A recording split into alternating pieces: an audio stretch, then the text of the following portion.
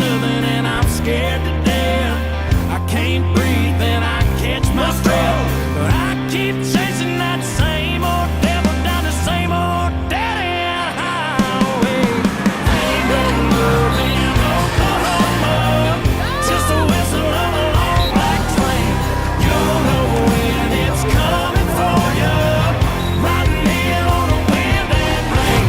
Ain't no love in Oklahoma, just the whistle of a long black train. You'll know when it's coming for you, riding in on the wind and rain.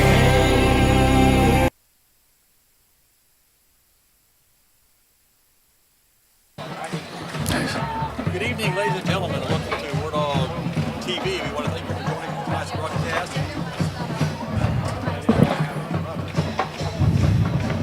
So it's 4. Good evening, ladies and gentlemen.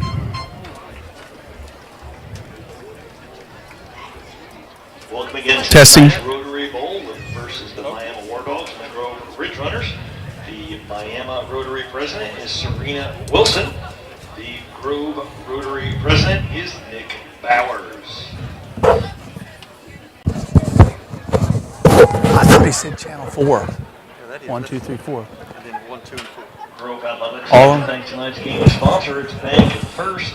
Bank First donates Good their evening, ladies and time, gentlemen. talent, and resources to develop relationships far beyond banking. It's about investing in local schools, and it's about engaging with local boards, committees, and foundations. Mike's up. The lives of friends and neighbors. After all, life is about. All right, we're having a few technical difficulties here. All right, we're trying to get everything going. First, members. We think we are good to go now. All right, apologize for that. Good evening, ladies and gentlemen, and welcome to Wardog TV. We want to thank you for joining us for tonight's broadcast of the 2024 Wardog Football. Live from Ridgerunner Stadium in Grove, Oklahoma. I'm Jim Paxson along with Brian Mitchell, and we're excited to bring you tonight's broadcast of Wardog Football live on Wardog TV. I don't think that microphone wasn't working. That was the one I had. All right. Wardog TV is the official home of all Miami Wardog sports, performances, and special event broadcast. Our goal is to create an environment for students to gain real-world experience in broadcast and content creation. As a result, we will provide high-quality broadcast and video content to Wardogs around the world. We want to thank our student broadcast team tonight. Kiara Richards is our director of audio tonight. Ava Huff will run our scoreboard and audio, and Yanel Gonzalez will be our top camera tonight. So that's our student production team. We want to thank them for being with us tonight, as they have been all season long. Special thanks to our in-booth supervisor representing the IT department of Miami Public Schools, Mr. Ronnie Harner, and a special thanks to Miami Public Schools Director of Communication, Mr. David Frazier, who is the executive producer of all Wardog TV events. All right. And like I said, we have a few audio troubles here. I think we're getting everything worked through right now. We're good to go. All right. And David's up here working on stuff right now, so thank you, Mr. Frazier. All right, here we go. Brian, it's good to have you here tonight, and it should be a good night for football here at Grove. Big game tonight between the Wardogs and the Ridgerunners. Long-time opponents, long-time rivals, and this one's going to go, this one carries a little bit more weight maybe than the last few years. Grove has been a 5A team the last few years, and so Wardogs have played them. Last year we opened up with them and lost in a close game. I think Grove won last year 24-13 in opener for both teams. But this one is in district play. So Grove, which has been in Class 5A the last couple of years, makes its return to 4A for at least 2 years. 2 years ago, the Ridgerunners rode the legs of Emmanuel Crawford, who now plays for the Arkansas Razorbacks, to an undefeated regular season and a spot in the Class 5A semifinals, before finally losing to Carl Albert, the eventual state champions. Last year, Grove opened the season with a 23-14 victory over the Wardogs. However, the Ridgerunners did not advance to the playoffs and ended their season with a 5-5 record. After returning to Class 4A, the Ridgerunners have it rolling again as they bring a 6-0 overall record and a 3-0 district record and a number 5 ranking in the state of Oklahoma into this year's contest. Grove opened the season with a 42-0 shutout of Veneta, a 47-12 win over Jay, followed by a 16-6 win over Class 5A Sapulpa. Entering district play, Grove escaped a close one over Catoosa, 21-20, followed by an exciting comeback win over then undefeated and ranked Cushing, 28-21.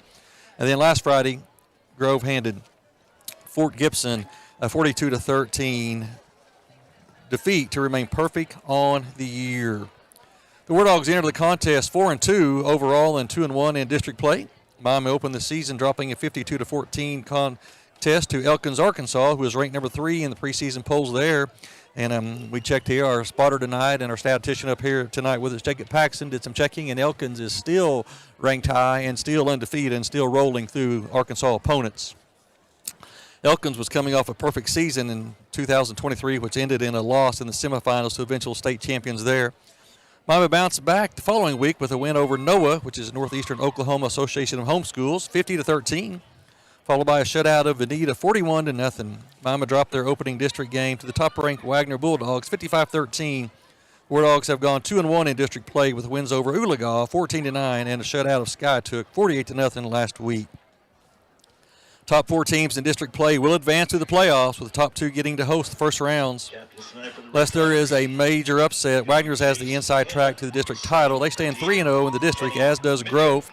Cushing and Miami currently are tied with 2-1 records. Catoosa and Fort Gibson are 1-2, and Oologah and Skytook are both 0-3. Grove will bring a high-powered offense to against the Wardogs, led by quarterback Gavin Wyatt, number 5. Wyatt is a very accurate passer as well as a powerful rusher.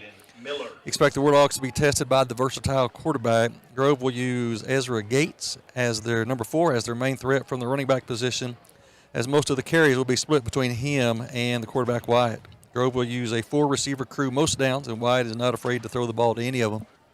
Expected to receive most of the snaps at receiver are Jacob Gain, number 1, Jace Hanna, number 14, Aiden Davis, number 23, and Isaac Sheffield, number 85. Like the Ridgerunners, Miami has shown they are a threat to run the ball as well as advance it through the air. When Miami wants to run the ball, look for the quarterback Sam Lillard, number 4, and running back Kyler Walker, number 12, to carry the load. Lillard has shown the past 2 seasons he's a very accurate passer. Last week against Skytook, Lillard was 12 of 17 for 267 yards and 2 touchdowns. Numbers could have been even more impressive, not for a couple of drop passes. That's a little bit about both teams, and like I say, we're joined in the press box tonight by longtime high school football coach Brian Mitchell. Brian's good to have you here tonight. Glad to be here.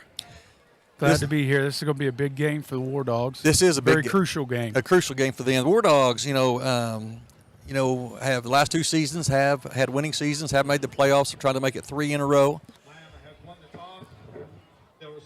All right, Mama has won the toss, and they have chosen to receive. So the Wardogs will take the ball as we open this contest here. But back a little bit here, the Wardogs, if they want to, we'd love to host a playoff game. And really to do that, the Wardogs need to win out. They really cannot afford to lose any more games. They got a tough one here tonight against 5A and undefeated ranked Grove Ridgerunners.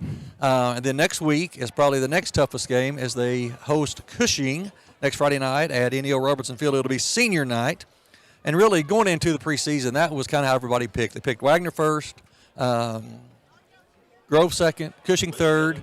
Most people didn't have Miami that high. They had us ranked 6th. And so Wardogs are doing, fighting kind of against the polls a little bit. But this is a crucial game tonight. And with really an upset, because you'd have to say it would be a little bit of an upset for the Wardogs to win tonight, would push them a long way toward the playoffs. We're still about 4 minutes away from kickoff. Big crowd here tonight at Grove. One thing Grove doesn't have is lots of parking. Yeah. You have to park half a mile away. Yeah. And walk to get here. Just to mention, Jim, big sports day for Miami today. Our softball team had made the trip to Oklahoma City and was playing state tournament against number 1 seed Blanchard, and had a great season. We came up short today, 12-2 to a very, very good Blanchard team.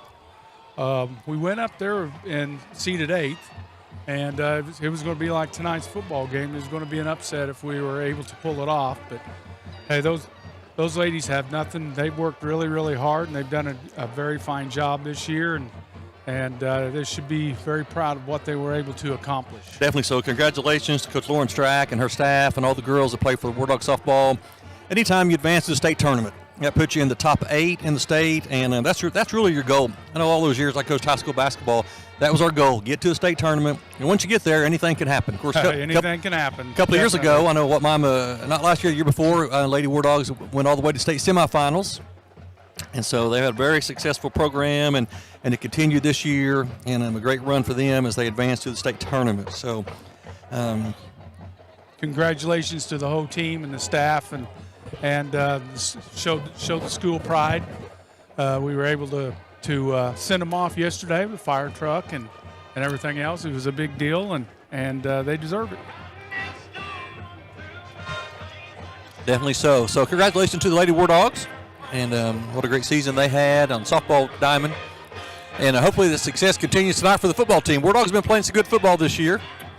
Come in 4-2, and but you really have to say the two teams they've lost to, you'll be hard pressed to find people better than them. Definitely. I mean, Elkins, Arkansas, and which was really kind of new to the Mama fan base. They came in ranked number 3, was undefeated the year before. Got beat in the semifinals by the initial, eventual state champions, and they were an impressive group. A lot of people don't realize that night we watched Elkins. They played a backup quarterback that night, who just really shredded Miami's defense via the pass and the run. They were a very good team. Then Miami's other losses to Wagner, who's won, since 2011 and won 6 state titles, runners-up last year, and most people think they have the inside shot at maybe picking up another gold ball this year. So War Dogs have lost to 2 really tough opponents. This is going to be a tough one tonight. The Ridgerunners are 6-0, ranked number 5 in Class 4A. The Ridgerunners now making their way onto the field tonight. War Dogs will be in my favorite War Dog uniform, the all-white with the blue helmet. Grove will be wearing red pants with the gray shirt, red numbers, and their red helmets with some kind of a Ridgerunner decal on the side. And we are under 1 minute to go here. And War Dogs are taking the field. The War Dogs will be receiving. They will be headed from our direction here, from right to left. Grove will be kicking toward the new scoreboard, toward the old gym where they have the video board. And we are teed up, and we are just about ready for excitement here tonight at Grove, Oklahoma. It's going to be a good one. The War Dogs and the Ridgerunners once again.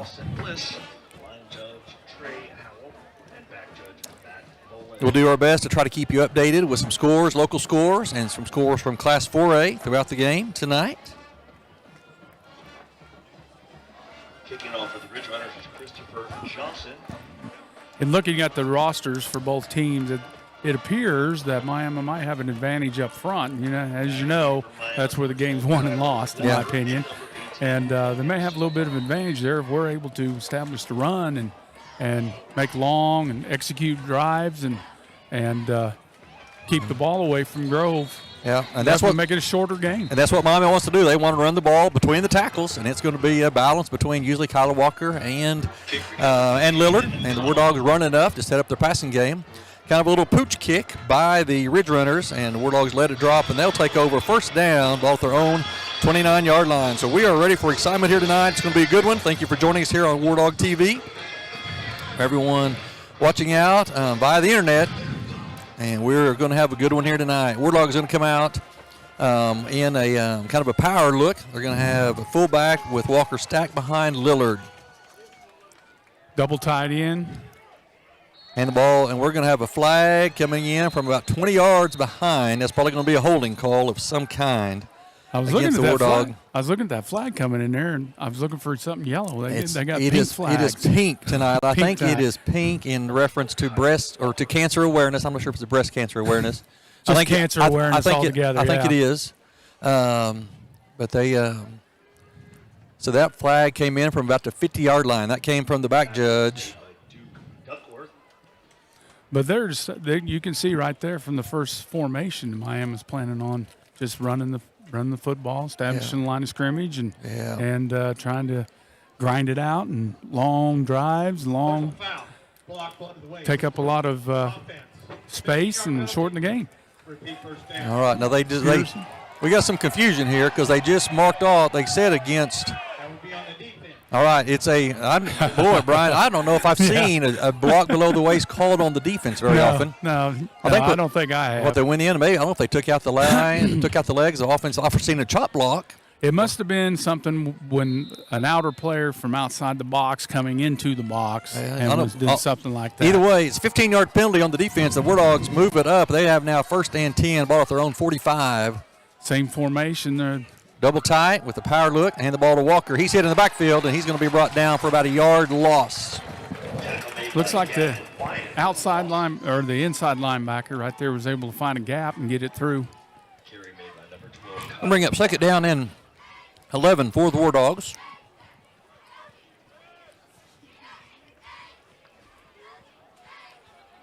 War Dogs coming out double tight, really with the fullback, just one wide out on the opening possession. After a yard loss on first down, I can bring up second down and 11 for Miami. Ball back on their side of the 50 now. Same formation here. Sumapong split left. Hand it to Walker again. He's caught from behind. He's going to cross the 50 up to about the 47-yard line. Excuse me, cross the 45 to the 47. Pickup of about 3 on the play. Going to bring up third down and 7 for Miami. Sorry, Jim. I don't know if you noticed that they've got Hayden Miller, number 75, as fullback. Chris Kelly, who usually plays that, is playing tight end along with Bryce Barnes, and they moved Hayden Miller. So they've got one of the big boys, Yep. I did not realize that's who that was. They've got a big offensive lineman in there at the fullback position. I'll tell you what, he's he gets off the football and he's flying up through there. And we're going to have a motion here. That's going to be on Bryce Barnes. He's going to jump early. We can't be doing that. Nope. Really, tonight we got to come in and we got to almost play. I won't say a perfect game, but you got to play an error-free game. We can't afford untimely penalties like that. And we kind of jumped off sides there. We wouldn't even anywhere set to run that play yet. So that's going to back us up, make it third down and 13. It looks like that we've changed out personnel here, and we're going to go with more of our usual package. We're third and 12 or 13 third here, 13. so we're going to have to try to pick it up. Going to have two receivers split to the right, still double tight look. But Miller has moved back to his tackle position. That's caught by Sumapong, and he is going to have the first down. It depends on the mark. Oh, they're going to mark him about a yard short. Not a very good mark right there. You can tell we're on the road at Grove. That was a horrible spot. Man alive. That's going to bring up. He put it down right where he caught it, not where he was at. Where he went out of bounds, where the football was at. All right, it's going to bring up fourth down and a yard. So decision time here early for Coach Gardner. Look for the War Dog to try to draw him off sides. That's a nice throw and catch right there. Yes, it was. And really should have been a first down, just didn't get it marked that way. So War Dogs break the huddle at the Grove 44-yard line. Back to the power I. I'm going to call the power set. This is going to be Lillard with the ball. He's going to easily have the first down. Yes, definitely. They took Walker and motioned him out of the backfield, and Lillard goes over the right side down to about the 41-yard line. So War Dogs move the chains. Yeah, that'll come to something else later on with that motion. With Kyler coming out of the backfield, they'll have something off of that. Depends on what they saw as what Grove's adjustment was. Yeah. First and 10 for Miami. Ball at the Grove 41-yard line. Opening possession of the night. War Dogs come out in their I formation. Double tight set. Lillard gets it, drops back. He's going to throw. He's got deep. He's got Sumapong. Short. That was good. There we go. That was short, and we're going to. That's a good call. Pass interference is going to be ruled against the Ridgerunners, and it definitely was. He never turned around, never found the ball, and the ball was a little underthrown. That's a break that the War Dogs needed. Yep, and let's see, we're here. Make sure we don't have two penalties. Nope, we're going to have pass interference against the Ridgerunners. All right. Which that'll give us a first and 10. Yep. It looks like it's going to be somewhere around the 25. 15-yard penalty. Not a spot foul like the NFL. Grove coaches are not happy. That was an easy call. The D-back never turned around and really bumped him. He impeded him from coming back to get the football. That's an easy call. So we're going to mark it down right at the 26-yard line. We are high above Ridgerunner Stadium here tonight. So Jim Paxton along with Brian Mitchell. Be happy to call the action for you tonight. Miller back in the backfield as the fullback. Hand the ball to Walker. And he is hit in the backfield. And he's brought down. Too much penetration right there. He was looking for the cutback, it looked like. Too much, and he's going to be brought down for, we're going to call it a yard loss. Going to bring up second down and 11. Carried by Kyler Walker for a loss of 2.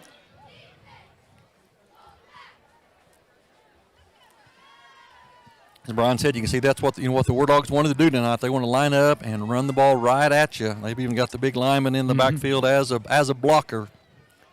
Yeah, I get that kind of shows you just how much depth they have on the line when they're able to take one of their better ones, put him in the backfield, and still have an advantage. So up front. far, it's been kind of just an ISO or lead block. I'm sure we'll finally get some kind of a counter look eventually. This is going to be Lillard. Lillard caught him from behind. Yeah, we're getting penetration from behind. And he's brought down. We're at the line of scrimmage. No gain really at all. It's going to bring up a third down. Really going to move him back a yard. So it's going to be 3rd down and 12 for the War Dogs. Really, right here, you're in 4-down territory, not close enough to kick a field goal. So you don't have to get all 13 on this play. You really got to approach this. Hey, I've got 2 plays to get 13 yards. Look at the same package here. Sumapong split out to the right by himself. 5-man front by the Ridgerunners. Double move. He throws it. He's got him open. It's caught. Got him. Nice. Caught him. Pass and Sumapong catch. came back, and he's going to go out of bounds about the 2. So right now, I'm not sure if Grove is bringing more than we can block, but they're getting a lot of penetration, and they're getting a lot of heat in the backfield. And Lillard had to scramble out a little bit to his right and threw it, and Sumapong came back and made a great catch, and he goes out of bounds at the 2. So War Dogs knocking on the door early. Fumbled snap. Don't need that. That is the type of things you cannot happen. War Dogs got a great drive going, and we drop a snap. Those are the things that are drive killers. Now you had 1st and goal. Now you're 1st and goal from the 2. Now you got 2nd and goal from the 7. I think Grove is doing a lot of 5-man front, and they're playing man coverage on these tight ends. That's why everyone is inside the box or really tight to the box. They're playing man up out there on Sumapong, and that enabled us to have that double move. Walkers fights forward, and he's in the score. Touchdown War Dogs, and we got a flag. I hope there's not one of the games that the officials throw a flag every stinking play. It's what you watch the NFL. You watch NFL games, and it's just penalty. Kiter does go in from the 7, but there is a flag on the play. I'm not sure. It might be aiding the runner right here because it looked like Wayne Wells had a hold of him and was pulling him across the line of scrimmage. What is it? You can push him but not pull him? Push him but not pull him. Officials are talking about it. Miami's still standing around. Miami looks like they're not too excited about the call. Well, there was also some people behind him. He was pulling, but there was also some people pushing too. So they're probably trying to get it straight. All right, here to comes which our call. Caused the motion to go forward to get the touchdown. See what we got on the call.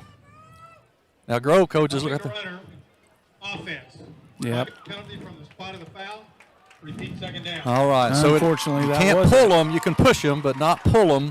As silly as that sounds. So it's just going to be play over because the penalty is from the spot, and he got in the end zone. So another mistake there by the War Dogs. It takes 6 points off the board, but it's 2nd down again. War Dogs facing 2nd down and goal from the 6. Actually, pick up a yard. Looks like the War Dogs are going to go back to their regular personnel look. All right, War Dogs have chewed up almost half of the first quarter, which is exactly what they want to do. Got receiver split to either side. Both sides. Blundell split to the left. Sumapong split to the right. ends. Double tight. Barnes and Kelly at the tight ends. Walker in the backfield with Lillard. We're bringing Sumapong in motion. We're in man coverage here. Throw it. They He's really got it. held him up. Touchdown. Touchdown. Very nice. All right, good job right there. Excellent route by Logan Sumapong, and the War Dogs do punch it in. 6:29 left in the first quarter. War Dogs put the first points on the board as they have taken an impressive drive. Goes 70 yards. It's a good route, but I was afraid he wasn't going to get back out there to the corner of the end because the Grove defender was holding him. Yeah, all right. Got his hands on him and kind of impeded him. I was afraid he wasn't going to get out there in time. War But Dogs, he did. Yeah, War Dogs on for the extra point. Hayden Connell will hold. Seth Davis for the kick. Nice snap. There's the hold the kick. Right through the middle. And there's another penalty. Good night, Irene. That is the 4th or 5th penalty already tonight. It's from the end zone. I know it came from one of the deep back from the back judges there. They're saying the extra point is good. So that means it's got to be on Grove. Oh, is good. all right. They're saying no foul on the play. That's one of the things that irritate me. If there's not a foul, don't throw a flag. And you see it. They throw a flag. They talk about it. Well, there wasn't a penalty. Well, don't throw the penalty then. All right. So, impressive drive by the War Dogs. Very impressive. Big plays there. They took advantage of a pass interference on the Ridgerunners. A couple of big pass plays. Not a lot of success on the ground, however, as the War Dogs were hoping going in. And that really might be because, like Brian said, the Grove stacking the box. They almost got 8 guys in the box and more in there that you can block, but that opens up some stuff on the outside for our receivers. But the majority of it's going to be one-man receivers. Yep. Or one-man routes and things like that because you've got the 2 tight ends in there because it's a run. They're really gearing up to stop the run with a 5-man front, and they're manning up on those receivers outside and leaving them out there on an island. We're able to get some very crucial pass plays. Yeah, you overlook those tight ends. The War Dogs will throw to him. Chris Kelly has had a couple of receptions this year. Had a big touchdown catch last week against Scott Took. So they're not afraid to throw the ball to the tight ends. All right, Davis set to kick off for the War Dogs. So 6:29 left in the first quarter. War Dogs took the opening possession, drove 70 yards for a touchdown, and chewed up half this clock.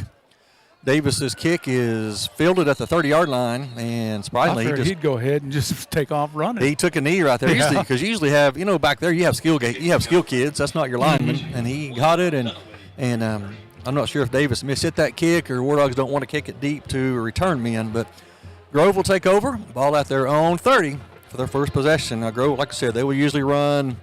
The film I've looked at this week, they'll usually go four receivers almost every play. Doubles or trips to one side. And it is kind of dark up here, so I'm not sure how well I can read all the names here.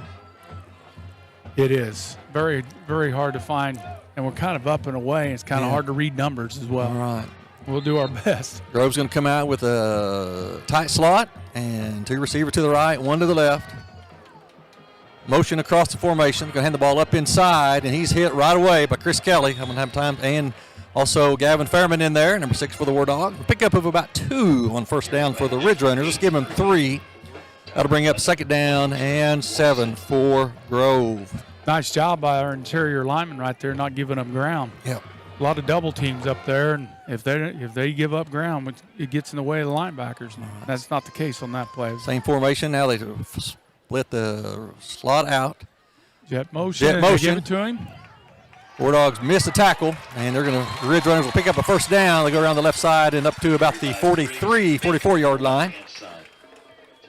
Missed tackle right there by one of the War Dogs coming up, and Grove makes them pay. Gives them a first down at their own 43-yard line.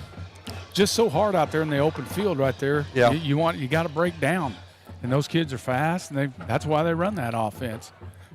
Just got to break down and be able to move with them. First and 10 for the Ridgerunners. 2 receivers either side. Now they're going to switch a slot over, make it trips to the right side. Motion across. And jet sweep again. Jet sweep. War Dogs out to come feel, and he's going to get up to about the 50. He can pick up about 7. Blundell and Homer coming up on the tackle. Probably got to get a little bit quicker support coming from your corner right there. They did a nice job of stringing that thing out all the way to side. He almost ran 35 yards to get 7. So we did a nice job. We got to get our back end to come fill those up a little sooner. 2nd down and 3 for the Ridgerunners. Ball right at the 50-yard line. Trips to the right, 1 single receiver to the left. They motion across, balance it up. All right, quarterback drops back. Going to have a screen pass. Yep. He's out at the 50. He catches it to the 45, and he's going to be brought down right there. Chris Kelly and Fairman on the tackle, but it is a first down for the Ridgerunners. So they set up the screen to number 1. I know you won't see it on the stats or anything. That was a nice job by Dylan Blundell to turn him back in. Yeah. And keep his outside arm free to where he could turn that runner back in to where we can make those plays. All right, 1st and 10 for the Ridgerunners. They come out this time with a tight end, and little spot pass, and he's going to be Caught right there. He's going to step out of bounds. Really, they're going to be a minimal game right there. David Homer and Fairman on to force the tackle. And you can see what they're doing. They're just trying to isolate, guys. They isolate their speed, get the ball in the hands of your playmakers. That's going to be very crucial for the War Dogs tonight to be able to make those tackles out there in the open field. All right, 2nd down and 9 for the Ridgerunners. Quarterback gets it, drops straight back, and throw it, and he's going to go forced out of bounds. Yep. That is Hayden Connell on the defense there, him along with Gavin Fairman. Pick up of about 3 or 4. We're going to bring up 3rd down and 5.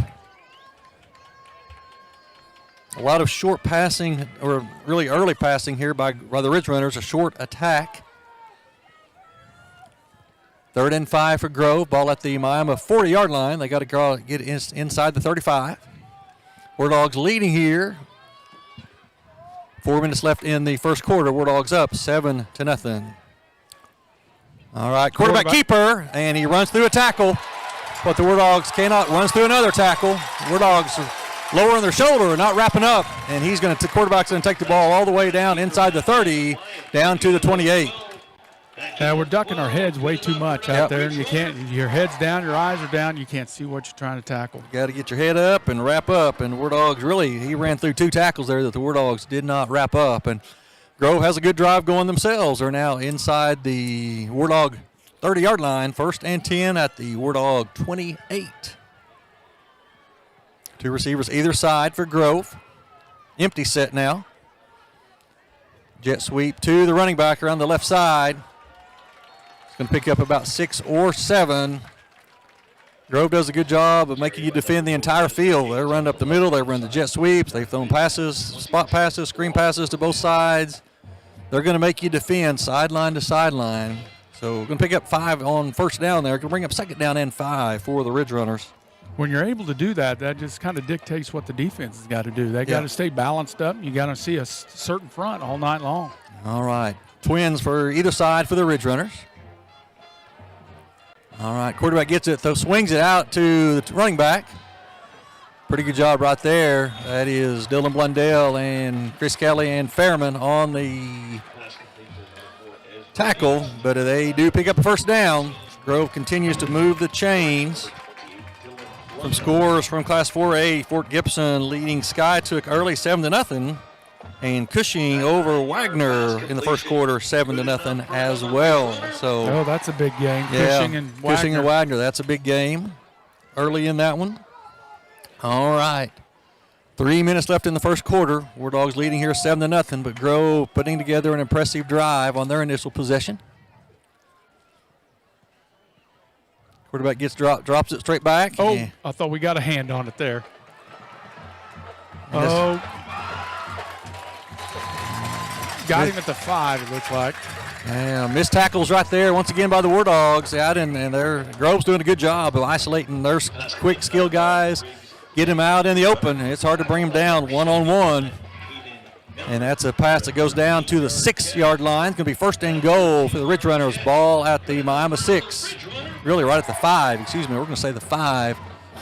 2:52 left in the first quarter, and it's been impressive Grove offense. Doing a lot of things and staying balanced. Yes. That's hard to defend.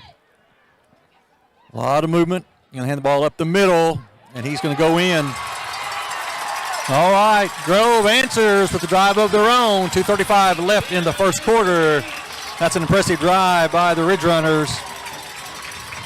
That makes it 7-6, and they'll be on to attempt the extra point to try to tie this one up. So,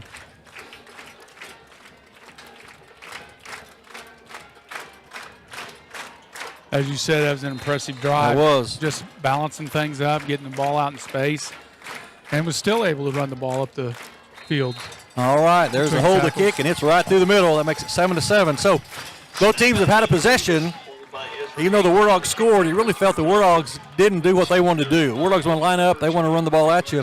And the Grove defense really did a good job of shutting down the War Dog rushing attack. Literally found a few creases for 4 or 5 yards, but nothing big. War Dogs really, their offense moved the ball by the pass, and that they can throw it and catch it. Sumapong and Blundell are good receivers, but they're not going to live by that all night long. We're going to have to find a way to establish the running game. Ridge Runner offense, that was impressive. Oh, yeah, definitely. They make you guard sideline to sideline. There's a reason why they're 6-0. That's right, 6-0 and ranked number 5 in Class 4A. And they got the ball in the hands of a number of receivers. The running back can run it, quarterback can run it. They throw it well, catch it well. They are a very versatile offensive team. All right, Grove ready to kick off. Sumapong and Kyler Walker back deep for Miami. You know, I can't remember. I don't think we ran a kickoff back all this year. We haven't. Maybe this will be the time. Yeah. Depends on if they're going to kick it to us or not, to where we can do it. All right, another short kick. Short. It's taken by number 5. That's Dylan Blundell. Nope, that's Humble, I believe. Isn't that Donnie Humble, number 5? Blundell's number 28. I think number 5 is Donnie Humble. Caught that one, and is it 5 says Donnie Garfield. Donnie Garfield. I said Humble. I had the first name right. I'll apologize. He had a touchdown last week. Had a couple of good runs in some reserve action. So War Dogs will take over. Not too bad a field position. They'll take over ball at their own 37-yard line. We're tied at 7 all. 2:27 left in the first quarter. Now it looks like our formation's more about what we've been doing for the last double tight end. 6 weeks. Double tight end, a receiver to either side. 5-man front here by the Ridge Runners. It's like the old 5-2. And the ball to Walker. There's found a little bit of a seam in there. You know, really. That may be our best run play right there. It has been. And, you know, when we ran we put the lineman in there and kind of followed him. Well, not a lot of deception there. It's just, here we come. Yeah. And the War Dogs will deceive you. There's times I think, you know, Kyler has it, and I'll say he's being tackled in the backfield and look up and, you know, and Little's got the ball going the other way. So, a good pickup right there on first down, 5 yards for the War Dogs. Bring up second down and 5.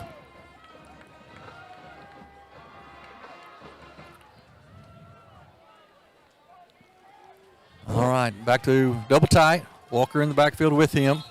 Still looks like 5-2. It looks like they've manned up. They're manned up on the tight ends and the outside receivers. There's another penalty on the War Dogs. That's a legal procedure. False start. Those are the things that we cannot do. Before too long, just prediction right here. We're going to see where our tight ends are going to cross. Yeah. We'll have some type of bootleg play and get our tight ends to cross and try to rub each other off right there in the middle of the field. All right. We want to give a shout-out right now to Liam Billings, son of Coach Patrick Billings. He's one of the big War Dog fans, and he had to have a tonsillectomy this morning. But he's doing well, so we want to shout out to Liam. He's watching us tonight on the broadcast and hope he has a quick recovery. And we know, Liam, we'd be glad to see you next week back here at Robertson Field. And the War Dogs, once again, have a legal procedure. Ball start, offense. And I'll be honest, War Dogs are just shooting themselves in the foot right now.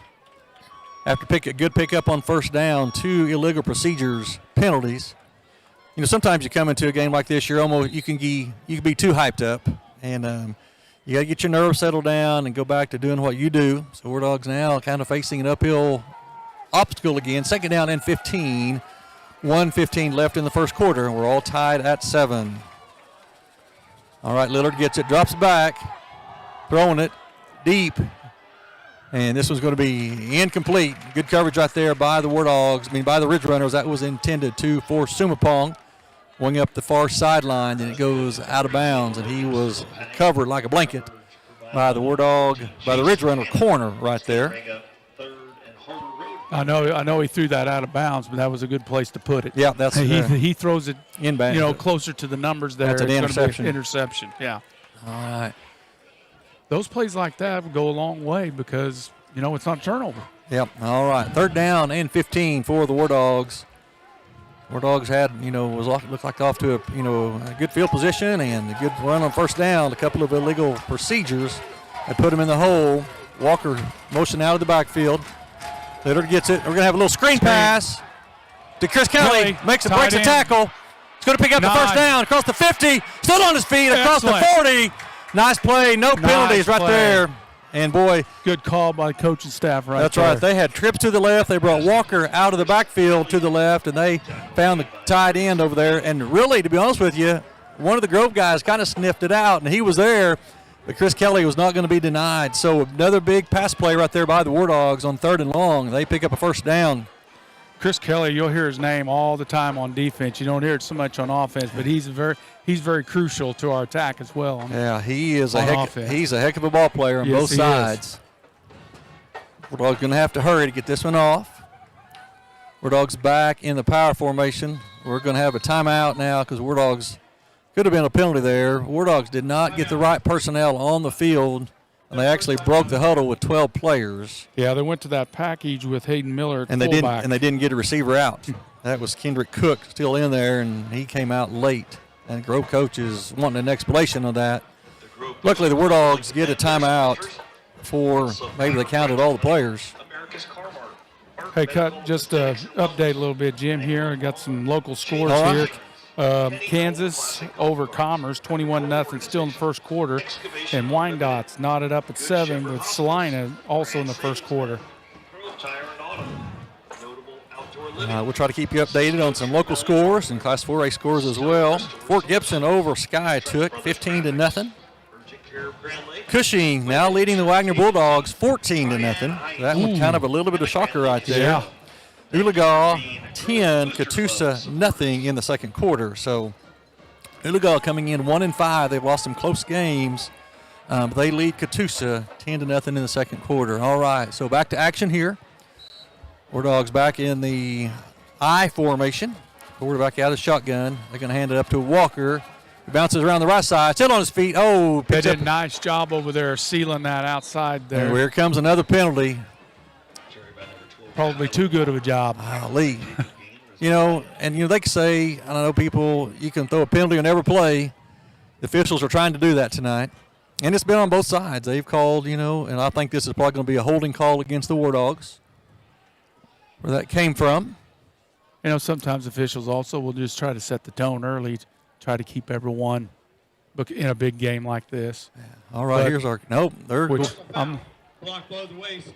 Defense. That's the second time we have seen that. I don't know if I've hardly ever seen that called on the defense. It has to be somebody from outside the two tight ends coming in and just taking out the lead blocker. Yeah, just coming in and that's what I say, taking out the legs of the lead blocker. That is the second time we've had that called on the Ridgerunners. They need us 15 yards. You can't take the lead. You can't cut somebody at the knees. Boy, you just hardly. What would you do if you got Hayden Miller coming at you? Pray. I'd probably pray a lot or go the other way. All right. I might want to cut out his ankles too. All right. It's going to bring first down and 10 for the War Dogs. Ball at the Grove 21-yard line. So the War Dogs have hurt themselves with some penalties, but they've also been aided by a couple of major penalties against the Ridgerunners. War Dogs trying to get their personnel together, and the War Dogs going to let this run down. All right, 6-5-4. All right, it's been kind of a crazy one here so far tonight. Both teams have had the ball once and have scored. War Dogs on their second possession, and they have now driven down to the 21-yard line of the Ridgerunners, and that's where we'll start here in the second quarter. So, War Dogs are doing one thing they want to do a little bit is keeping that Grove offense over there on the sideline. And because we played a full quarter and Grove's only had one possession. War Dogs do have an impressive drive moving right now. You're going to have first and 10, ball at the Grove 21-yard line, and we are all netted up at 7. Once again, we want to thank our student production team for tonight. Kiara Richards, Ava Huff, Yonel Gonzalez for the work they're doing. They're running the scorebook, the clock, the audio, the video, and special thanks to them. Special thanks to my IT department representative, Mr. Ronnie Harner, and our executive producer, Mr. David Frazier, for putting all this together. Thank you so much for being with us tonight on Wardog TV. Scores of interest: Cushing 14, Wagner 0. You can hear the crowd on that score.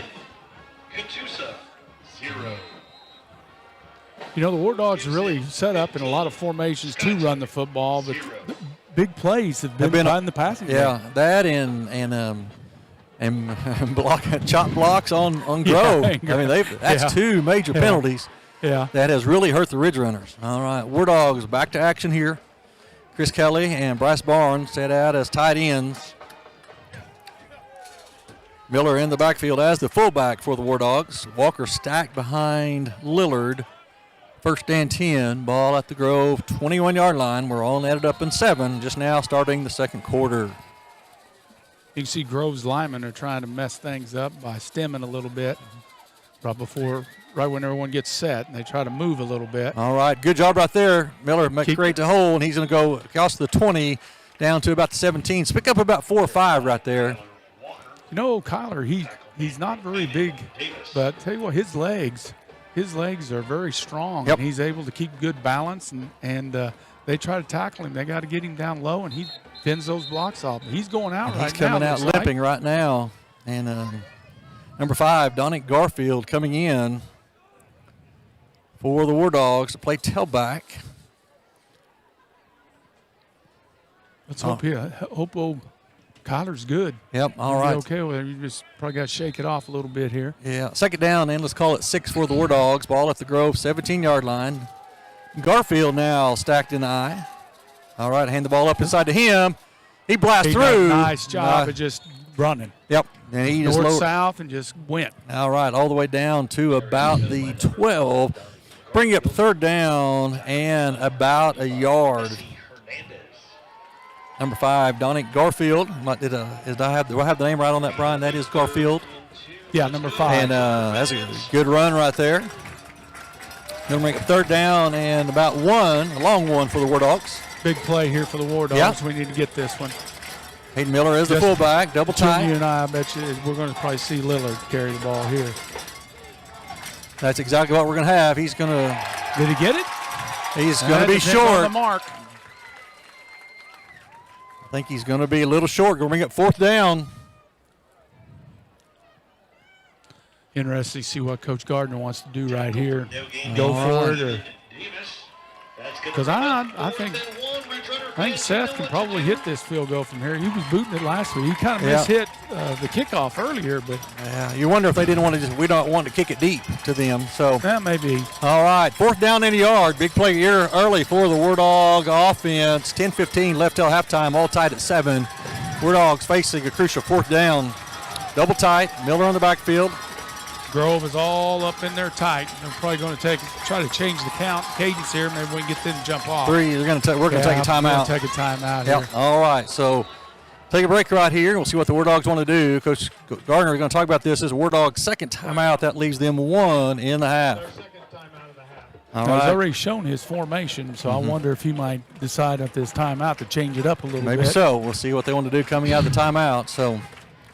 Because I think Grove's made the adjustments now. Whenever Hayden's in the backfield, they've got a certain package that they're going to go to each time. But even though the last few times we've had more success, even with him in there, I know the first possession we didn't have a lot of success running. We had a little bit more, and it looks like that. I thought Lillard had the first down right there. I think he slipped. I think his foot came out from under him or tried to cut back. There wasn't really a lot there. So big play coming up here for the Wardogs. 9:58 left till halftime. We're all tied at 7 here at Grove. Did you notice, did Kyler Walker go back in? I have not noticed. Well, if we had a sideline reporter down there, we'd be able to find that out. We'll see if we can put that in the budget. We'll put that in the budget. You are right. All right. So, all right. Walker was out in the huddle, but he's coming back out. Garfield still in the backfield with Hayden Miller. All right. Now, both of them split to either side. You got Chris Kelly lined up to the left. It makes me wonder, think we're not going to run that way. It's going to be Lillard. Did he get that? He is going to be short. He dived. It's going to be short, I think. He did not get it. Depends on the mark. Wardogs are saying he got it. Grove's saying he didn't get it. I think he. Again, it depends on what that side judge is going to mark him at. I'm saying no. Nope. That's the official. I don't think he needed to leave his feet. He didn't need to dive. Wardogs run the quarterback, and he's turned away, so Wardog drive comes to an end. As Grove holds there as Wardogs face. Really, Wardogs had 2 plays. We only had to get a yard. Was not able to pick it up. Lillard carried on both of those plays. You know, I like to, you know, right there you only got 4th and 1. I like to see the tailback coming. He's got a 5-yard sprint at him. Get him going downhill. All right, Ridgerunners take over. 1st and 10. Ball at their own 12-yard line as they turn away the Wardog drive. Motion across the formation. Jet sweep. Oh, our corner jumps inside. You can't do that. That's what happens. This is going to be a 88-yard touchdown run for the Ridgerunners. Got a flag down.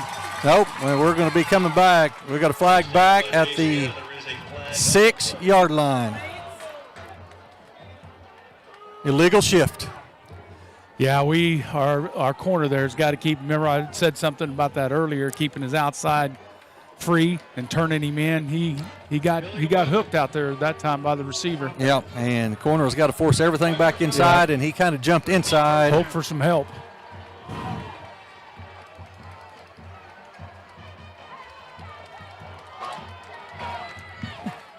All right, Wardogs dodge a bullet right there. They brought a guy in motion. I guarantee they didn't have everybody set when they brought him in motion. That was a little jet sweep, and he went 88 yards for a touchdown. But you know, we talked about the Wardogs. They've really kind of been shooting themselves in the foot. Grove's got to be feeling the same way. That's several major penalties. Had a couple of major penalties against the Ridgerunners, and now they took a 88-yard touchdown run off the board. So 1st and now 15. We're empty package. Looks like we're empty. 3 receivers to the right, 2 to the left. Quarterback gets it, drops it back. He's going to throw it deep. Wardogs got 2 guys there, and that's a good job there. Blundell in front and Homer behind him, so Wardogs did not fall for that one at all. Nice coverage right there. Going to bring up 2nd down and 15 for the Ridgerunners.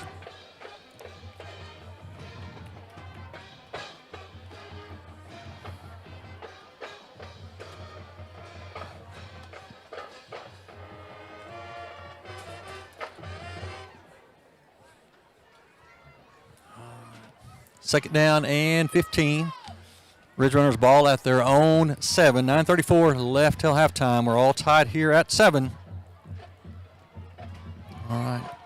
No, Groves is no huddle, but they're really they're struggling a lot getting things lined up, which sometimes plays in their favor. Hand the ball up inside to the running back, and he's hit right at the line of scrimmage. Nothing there at all. Nice job by the guys up front on that play. All right, here's a shock for you. In on the tackle, Bryce Barnes and Chris Kelly. Also, 51 in there. Garfield in on the tackle as well. All right, 3rd down and 14 for the Ridgerunners. So good opportunity here for the Wardog defense to get the Ridgerunners back on the sideline. Trips to the left, 1 back to the right. Quarterback rolls out. Bryce Barnes under pressure. He's going to throw it, and he catches the ball just across the 1st down marker. So it's going to be close, but it is a 1st down. So Wardogs had pressure on him, but good throw and catch right there by the Ridgerunners to dig out of a hole right there. That's going to bring up 1st and 10 for Grove. It's going to move the ball up to the Grove 22-yard line. So Wardogs had a chance to get the defense off the field, not able to get a stop on 3rd and long. Looked like it was just a deep comeback on that sideline over there, and we were giving him pretty good cushion over there. All right, 1st and 10 for Grove now. Ball at their own 22. Twins to either side. Motion across the formation again. Quarterback's going to keep it. He's going to get a good run up to about the 29. Pick up about 7 on the play. One thing about Grove, you can't key on one guy. They throw it and hand it and run it to many different people. They have a really versatile offense. That first drive, I bet you they probably had 5-6 different kids either catch the ball, run the ball, or whatever. They make you defend. You talked about that quarterback before we even started the game. Tell you what, he's a load trying to catch. Yeah, he's a good ball player. He's not a big, tall kid, but he's got some thick legs, and he's strong. We've got a timeout, looks like. All right, Grove's going to take a timeout with 8:23 left till halftime. We're all tied at 7. Grove's going to be facing a 2nd down and 3. The anchor sponsors are Bank First, Bank of Grand Lake, Grand Savings Bank, Rancho, and French Brothers. Founding sponsors are Local Bank, Grant Veterinarian, National Guard. Looking at some scores, don't really see any changes as of yet in the scores. We just gave you a few minutes ago. We can give you some local scores here of interest. Afton Eagles having a rough year. Unfortunately, they're hosting the number 1 team tonight, Class A Division II Woodland, and in the second quarter, Woodland leads Afton 40-0. Number 5, Hominy leading Fairland 14-7. That's a second quarter score.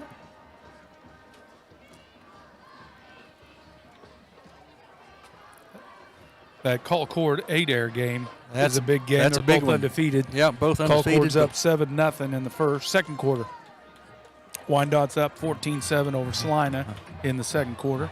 Welch over Oaks 20-0. Welch is undefeated, ranked number 4 in Class C. So Welch Wildcats having a great season here. All right, back to action here at Ridgerunner Stadium. Second down and 4, and the ball up inside of the running back, and he's going to go up for only about a yard. Good job up front by the Wardog defense.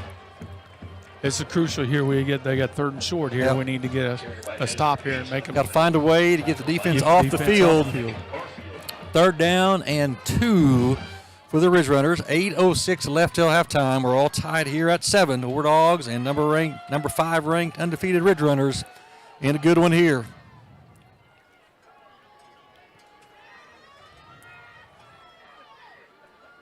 All right, quarterback gets it, drops it back. He's going to throw it, and that's out of bounds.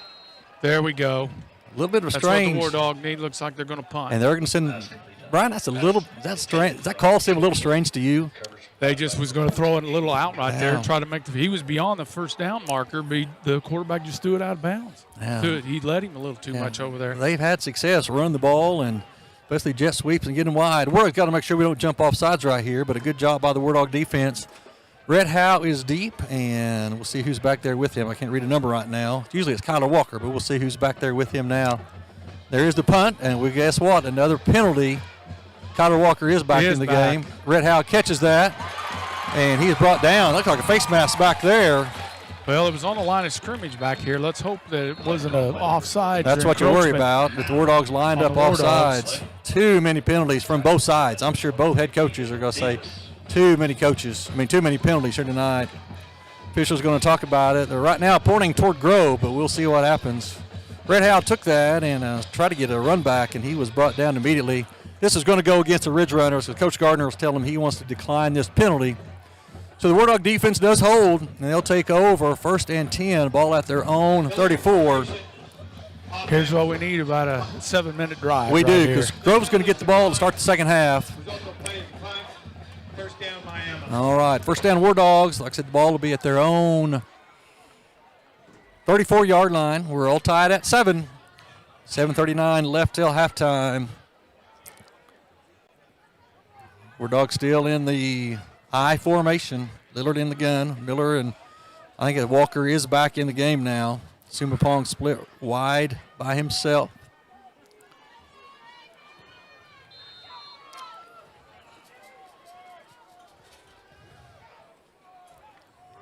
A bit of a low snap.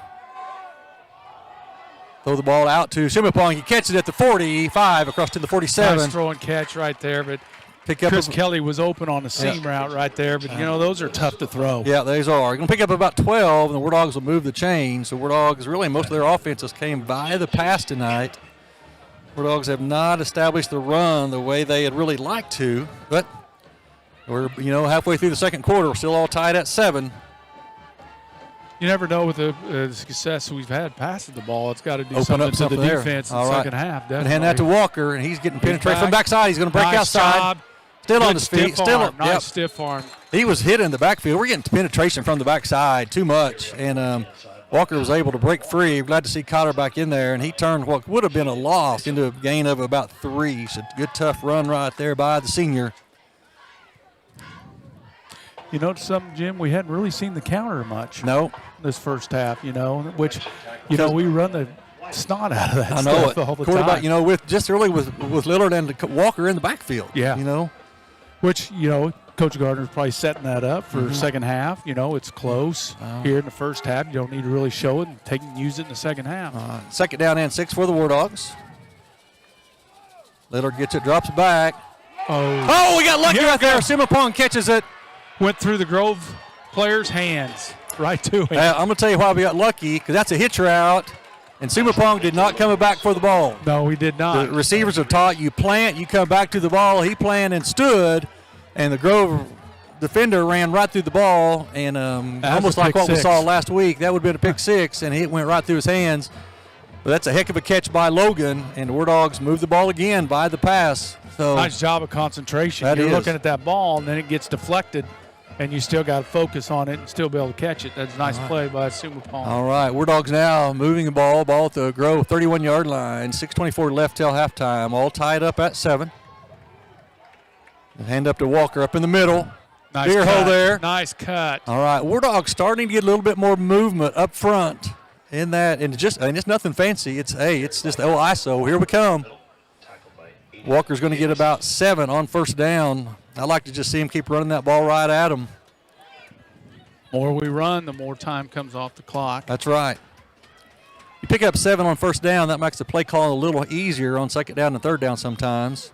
I've noticed a couple times in Grove they'll put a linebacker down as a D lineman, and then right before the ball snap they pull him back out. So they're trying to make some adjustments to that as well. All right, War Dogs now with a running back on either side of Lillard. And hand this one up inside. Oh, this is There's Lillard. Our counter. There it is. He goes down to about the 19. He's going to pick up first down. Let's mark him down right at the 20. Carried by Sam Lillard off the right-hand side. Now they fooled me there. Like I said, I've said many times this year, Walker with the carry, and Lillard does a good job pulling it. War Dogs pick up a first down. That 10 yards on the ground. 5:30 left till halftime. All tied at 7. The War Dogs are right outside the red zone. I believe the nose is right on the 20.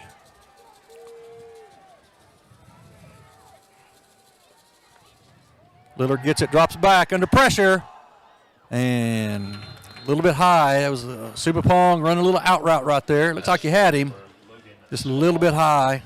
Going to bring up second down and 10. He did a nice job of selling that post. He kind of ran, 5-7 yards and faked it inside and then went out. But by that time, Lillard had to get rid of it. Yeah, had a little pressure out there. Supapong's done a great job the last 2 years receiving and catching that ball. Second down and 10 for Miami. War Dogs were turned away last time they got inside the red zone on fourth down. They were denied. War Dogs have another impressive drive going right here. Second down and 10 now. Let's walk around the left side, still on his feet. Kyler does a great job of reading blocks. And he's going to fight for about 4. Going to bring up third down and 6. He has that patience to where you can sit there, follows that blocker, knows when he's going to, he reads his rear end, he turns it one way or the other, he goes the opposite way. All right, third down and let's call it 7 for the War Dogs. 4:43 left till half, all tied here at 7. War Dogs need to punch this one in. The War Dogs will have to kick the ball off to start the second half. So I'm sure Coach Gardner's thinking 2 plays here. Two plays. Yep. All right. Throw this one. Lillard double move. And it is going to be overthrown. Good coverage right there. Logan Supapong again. Yep. And I said they know who the War Dogs are looking to throw it to. It's going to bring up now fourth down and 7. Ball at the Ridgerunner 17-yard line. Are we kicking a field goal here? And it looks like we are. Yep. War Dogs going to put it down right at the 25. It's going to be a 35-yard attempt by senior Seth Davis. Hayden Connell on to hold. So let's see if this is going to be a kick or we're going to have a fake it. It's going to be a fake right here. Davis going to split out. We're going to try to draw him off sides. And that's going to be our last timeout. So I like that right there. Yeah, you never know. Yeah, never know. And let's see what we decide to do right here. That is War Dogs' final timeout of the first half. Last week when Seth was kicking, I think he could have made a 35-yarder. And maybe into the 40s. He was really booting it last week.14. Wagner, 7. So Cushing leading Wagner 14-7. Fort Gibson 29-0 over. Fort Gibson 29-0 over Skytook. 17, Catoosa 7. And Oologah 17, Catoosa 7. There's some scores from District 4A3. Of course, the one we're concerned about right here, Wardogs and the Ridgerunners tied at 7.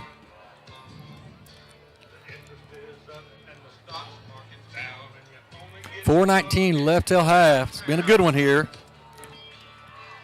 It's been a little bit of a sloppily, if that's the right word or not, played game by both teams. Both teams have had a number of penalties. The Wardogs have bring the offense out. They are going to go for it on 4th and 7. We're going to go to a 3-receiver look. They've got Walker in the backfield. They've got Kendrick Cook split to the left, and they've got Blundell and Sumapong and Chris Kelly to the right. Wardogs got to get somebody else on the line of scrimmage. There we go. Sumapong's getting lined up right. This is going to be a trick play. Liberty, the post was They open. got but Chris too late. Kelly. He catches the ball. Nice job. Touchdown, Wardogs. He's in. He's got to be in. It is the touchdown. Oh, wow. Yeah. I don't think that. I'm not sure if that was their initial target or not. I thought they were going to go to looking for the post. Blundell on the post. Wardogs run a kind of a reverse. They look like they're going to run the reverse, pitch the ball back to Lillard, and I think it's his second choice right there. He found Chris Kelly about the 2 or 3, and he put his head down and barreled in. So the Wardogs come up with a huge play on 4th down. Davis now on to kick the extra point. Nice snap. There's the kick to hold, and it's up and through the middle. All right, 4:07. You heard me say this before, but Chris Kelly's a ball player. He is a heck of a ball player. That was a nice pass by Lillard to get it right where he needed to have it, and great job on Chris. He kind of, as he caught it, it wasn't a great grab. He was kind of going backwards going, yeah. Yeah, and he was kind of wanting to turn around before he caught it, but he was able to put it away and then dive and get that pylon. All right, so 4:07 left till the halftime. Warlock come up with a huge play on 4th down. 17-yard touchdown pass from Lillard to Chris Kelly. He scored last week as well. That's second week in a row that the good linebacker, defensive leader for the Wardogs, have scored on the offensive side, and the Wardogs take a 7-point lead. You'd love to see the Wardogs keep the Grove from putting any more points on the scoreboard in the first half, because Grove will get the ball, start the second half. And they got 4 minutes here. Yep. To try to put something on the board here in the second quarter. All right, we'll see what the Wardogs want to do with the kickoff here. I know the first one that Wardogs did not kick deep. First 2 of them. And I don't know if they're just worried about kicking it back to one of the return guys, or because Grove has a lot of team speed. All right. Davis lining up to kick it off.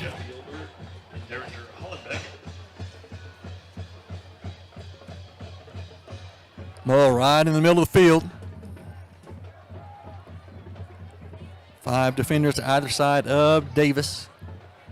Somebody's happy birthday balloon is now floating away above Ridge Runner Stadium. All right, there's the kick. High, deep. To the sideline. They're trying to isolate Right somebody. about the 20. He cuts back. Oh, we got to tackle him. He stepped out. And that's why we don't want to kick it deep right there. Wardogs were at him, and he kind of busted through. That ball was taken about the 20, advanced up to about the 45, so a 25-yard line, and Wardogs were lucky. That was one of the linemen, the 51. Said it's dark up here. Is that the runner stepped out of bounds at the 45-yard line, first down. Who's 51 for Miami? David Snyder. David Snyder D-line. got a hand on him and forced him out of bounds. Grove fans not happy about it, but you can see he did step out of bounds. He did. Grove takes over with great field position, ball at their own 45-yard line. Right under 4 minutes left, 3:59 left till halftime. Jim, most teams will kick it to that direction right there to pin it down and reduce the field that you have to cover. But there was a seam right there at the last second. Found a seam right there. Wardogs having trouble getting lined up defensively. Tight end to the left, 3 receivers to the right. All right, quarterback gets it, rolls right. It's caught across the 50 down to the Wardog 40. Going to go out of bounds about the 43-yard line. Pick up about 13. Little out route there by the Ridge Runners. Looks like the War Dogs were a little confused about how to line up right there. Wasn't anything fancy. Tight end left, trips to the right. And like they just kind of flooded that zone over there. Found, I think, the number 2 receiver there.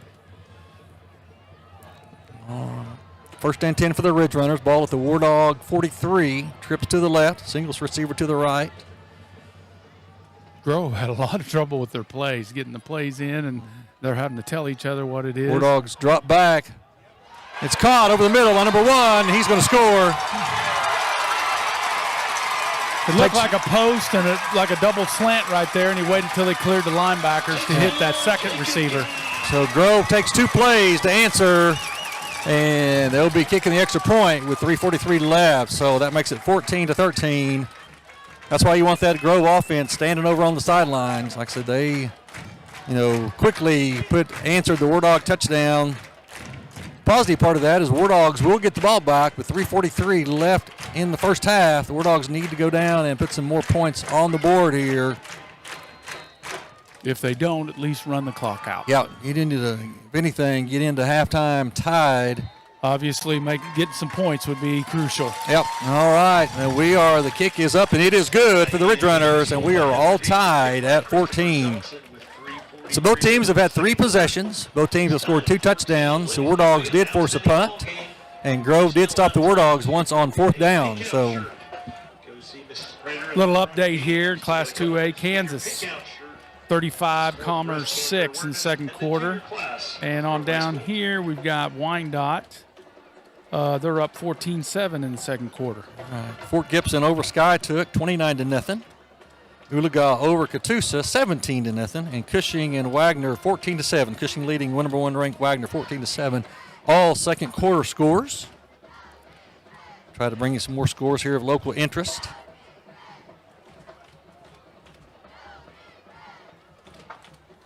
Out of Class C, Welch, undefeated, ranked number 4, leading Oaks 28-0. Blue Jacket and Deer Creek Lamont, no score being reported on that one as of yet. So, all right, we're back to action here at Grove, and we're all tied at 14 with 3:43 left in the second quarter. Grove has not kicked the ball deep either time they have kicked off, as well. This time will be another short pooch. It's going to be fair caught. Out of bounds. Yep, that was going to be caught at the 27-yard line by Rhett Howe. Wardogs will take over at their own 27, 3:41 left till halftime. We're all tied here at 14.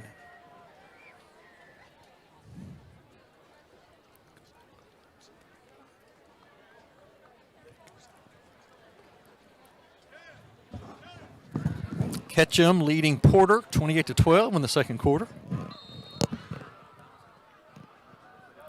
Woodland big over Afton. Woodland ranked number 1, 46-0 over Afton in the second quarter. Thought so. Hominy leading Fairland. Hominy ranked, and they lead Fairland in the second quarter 20-7. All right, back to action here. And the ball to Walker over the left side. Good yardage. Going to pick up about 4 or 5. Doing a nice job moving the football on the ground here. The running game has really kind of picked up a little bit after that first drive. And part of that is due to the success of the passing game. That is right. They've had to make some adjustments because they give up some big plays. All right, second down and 5 for Miami. All netted at 14 here at Grove. Approaching the 3-minute mark. Glendale split left. Sumapong split right. This is going to be Lillard. Didn't block the kid off the edge. All right. It's going to bring up third down and 3 for the War Dogs. 2:52 left till halftime. War Dogs in desperate need of a first down right here. You do not want to turn this ball back over to Grove. Especially since they're going to get the second half kickoff. Yeah, Lillard, the Grove has done a good job containing Lillard so far here tonight. In the run game. In the run game. And Sam's had a really good year running the ball. All right, big play here for the War Dogs. 3rd and 3. Lillard's going to roll out. He throws it right to a Grove defender. That's going to be a pick 6. tried to throw the ball to Chris Kelly. He was not open at all. Tight end screen. Yeah, Litter the one that went to earlier. Litter threw it right to him. All right, Grove. Give Grove credit. They last time they didn't get to it, and this time they did. And Litter threw it, and he was not open at all, and tried to force that one in there. Grove takes the lead. The 2:14 mark, 20-14. And in fairness to Sam, there was a kid right in his face too, and he had to get rid of it a little sooner than what he thought, and didn't see the Grove player stepped right in front of him. And we have a penalty here. We're going to have an offsides against the Wardogs. So we'll see if Grove. Yeah, if they'll go for 2 here. Yeah, because they'll move it to the 1.5. Encroachment. Defense. Half minute into the goal. Tried it. All right. Looks like they're going to go ahead and kick it. Yeah, usually if you're going to kick it, you just decline it. But they're going to, they moved the yard and a half up, moved the T yard and a half up, so. Unless they're planning on faking it here. Yeah, I bet they're not. They're going to kick it. All right, so. There's a snap to hold the kick. It's up, and it is through the middle. All right, 2:14 left in this one until halftime, and Grove takes a 7-point lead following the pick six. Unfortunately, that's the second. Wardogs have not turned the ball over a lot this year, but unfortunately, that is the second pick six in 2 weeks that the Wardogs have given up. Excuse me, in the last 3 weeks. Wagner had a pick six. The Wardogs shut out Skytook last week. Wagner had a pick six 2 weeks ago, and the Wardogs gave up one tonight here to Grove. Yeah, we can't afford to turn the ball over. We got to take care of the football, and almost all, like you said, most of the season we have. Yeah, the Wardogs have not put the ball on the ground or turned it over very many times. But boy, that was a costly one right there. And he just wasn't open. That's one of those you guys. And like I said, I know Lillard had pressure on him, and you got to throw it away. Really, I like to see him, 3rd and 3, I like to see us just line up and run it at him. That's what we do, and that's what we believe in. Let's just, line up and get it done. But, all right, Wardogs will receive the ball. Walker back deep by himself. They kind of adjusted their kickoff return team here. Grove has not kicked it deep as of yet. There's the kick. It's going to be taken about the 17 by Blundell. He's going to come up to about the 24. So good job right there, kicking it to the sidelines by the Ridgerunners, and the Wardogs will take over there. 2:12 left till halftime. Wardogs, who had led this one most of the way throughout, now find themselves on the wrong end of a 7-point deficit. 21-14 Grove, 2:12 left till halftime. This would be a good time right here to drive it down, like we said earlier when we had the turnover, is, at least take 2 minutes off the clock if nothing else, if we can't get any points. All right. Definitely, we go back and score some points right here. It's safe to say we're still, still positive and still confident we're in this. What you can't do is you can't give up any more points this half. All right, so first and 10 for the Wardogs. And the ball inside to Walker. Nice cut. He's hit hard. He goes out to about the 32-yard line. Pickup of about 8. Wardogs have a player down. That's one of the linemen. He's slow, still down on the knee right here. Walker picks up 8 on first down. That's what That's what I like to have seen us done on 3rd and 3, is come right at them, because we started to gap them a little bit and pick up some positive yardage. Carter Santer was the one that was injured on that play. He did not come out of the game. He stayed in. He stayed in. No, yeah, they're actually going to come out. That's our center, I believe. That's a little dicey. You have to have your center come out. Wardogs do not have any timeouts remaining this half. 2 minutes left till halftime. Wardogs trail here, 21-14. Like Hayden Miller switched to Miller to center now. Wardogs still double tight. One receiver to either side. That's Blundell and Sumapong. Here we go. Good snap. That's Walker again over the left side. Still on his feet. Go. He breaks across the 50 up to about the 46, 45-yard line. All right, Wardog's going to have to hurry. Like we said, they do not have a timeout. They're going to mark him down at the 47. So, I think that was about a yard short. It's like they mark him down where the knee touches, not where the ball actually comes down. Wardog's quickly to the line of scrimmage. Lillard gets it, drops it back. Sumapong's running. Going to throw this, and he's got Sumapong open. He catches it at the 10. He's tackled at the 7, at the 8. No penalties on the play. Wardogs. We need to line up. They're going to stop the clock here, but we need to get on the ball. Wardogs have a minute and a half, 1:34. Deep pass right there to Sumapong. He caught it about the 10, and he's tackled about the 7. So what do? They move the ball back to the 9. Nice adjustment by Logan to come back to get that ball. I just don't understand the marking of the ball sometimes. All right, back to action here. First and goal for the Wardogs. Lillard keeps it over the right side. And he's met in the hole. He's going to go down to about the 10. So that's safety. One thing Grove's not doing is they're like almost not honoring, or they're keeping someone an eye on Lillard all the time. Lillard has hurt defenses so much by pulling that ball, and like I said, they've got a guy that's almost they're like spying him. I'm almost thinking. If you notice, Jim, those safeties are 5 yards off the line of scrimmage.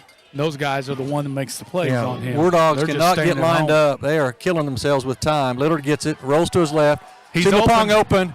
Oh, right through his hands. A little bit behind. Wardogs wasted too much time right there getting lined up. They got to get the play called and get the formation, and the players got to get lined up. He was open. That was 6. He was wide open, and that should have been a touchdown right there. More. All right, third and goal from the 6 as the Wardogs have answered here, or trying to answer the Grove touchdown. Wardogs are out of timeouts. Sometimes they had to burn a couple early when they really didn't need to. Wardogs still got 14 seconds to get this play off. They still got plenty of time. 2 receivers to the left. Be interesting to see if he's going to run pretty much the same play here. He's going to roll out. He's going under pressure. He was open. And it was the same route. And he was open again. Not a good pass right there. He had a little bit more pressure in his face that time. Looks like Seth Davis is coming out. Now we are going to kick it. Once again, it seemed like we got down here and we abandoned what we wanted to do. All right, Davis going to put the tee down at the 13-yard line. This will be a 23-yard field goal attempt. 40 seconds left till halftime. Hayden Connell on to hold. There's the snap, the kick, the hold. It's up, and it is right down the middle. All right, 23-yard field goal by Seth Davis makes the score 21-17. So good job right there, the Wardogs answering it. And I know we'd like to have had a touchdown there, but getting some points out of that is definitely a confidence booster. Here's the thing. You still got 35 seconds, and Grove has showed they can score in a hurry. You cannot give up any more points. Hopefully we kick this one deep and we don't let them get a good return right here. Just get good field position and make a shorter field to where they can, get a big play. Yeah. Make them go a longer distance here. Cushing, 14. Oct. 17. Catoosa, 13. And Fort Gibson, 36. Skytook, 3.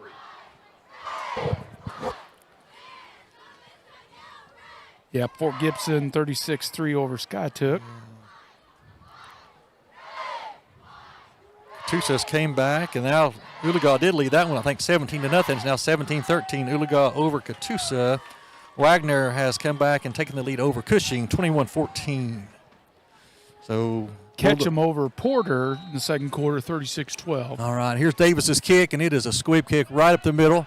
It's going to be taken at the 30. They're going to return this out across the 40 to about the 43-yard line. So Wardog defense going to have to hold on here for 31 more seconds. This is, like I said, an explosive Grove offense. They've shown they can score in a hurry.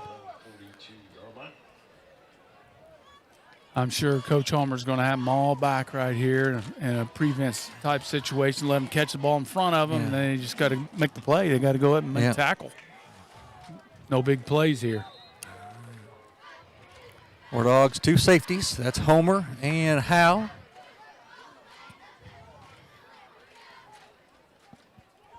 One of the safeties cheated. You can see he's cheated over towards the trips. Here Lundell comes the jet backing up a motion. little bit. They're Wardog's lost him back there in a good position. Good job by the Wardog defense. Some has clock's nowhere to running. go. Keep him in bounds. He's going he to got be out. forced out about the 33. It's a loss of almost 9 on the play. So, They're turning the clock on. He didn't get out of bounds. all right, so clock is still running. And he's marked out at the 35. I think they're just going to let it run out here. All right. I thought that he possibly was going to pull that one up and throw it. I don't know, but he didn't. Wardog did a good job right there.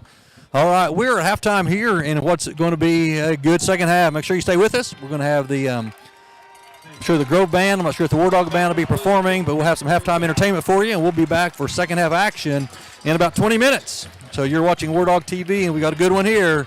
Number 5, Grove leads Miami 21-17 at the half.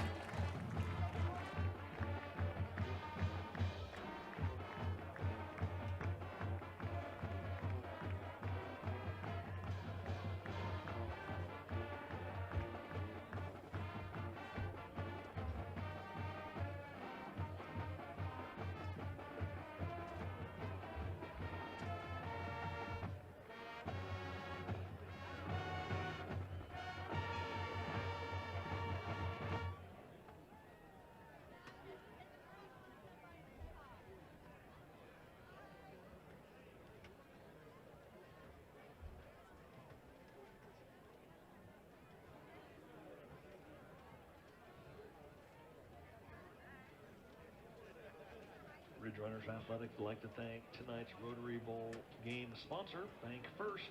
Did you know that Bank First is one of America's best banks, according to Forbes? The only Oklahoma bank on the list.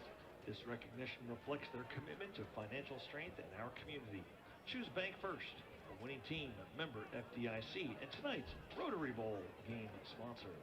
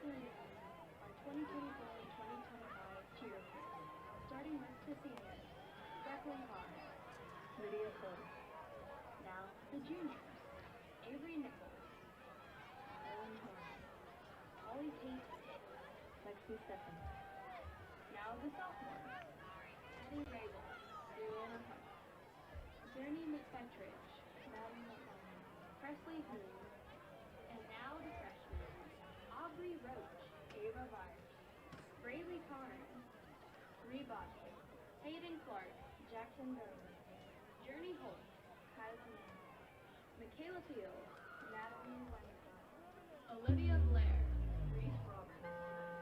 That concludes our 2024 and 2025 cheerleaders. Thank you for listening.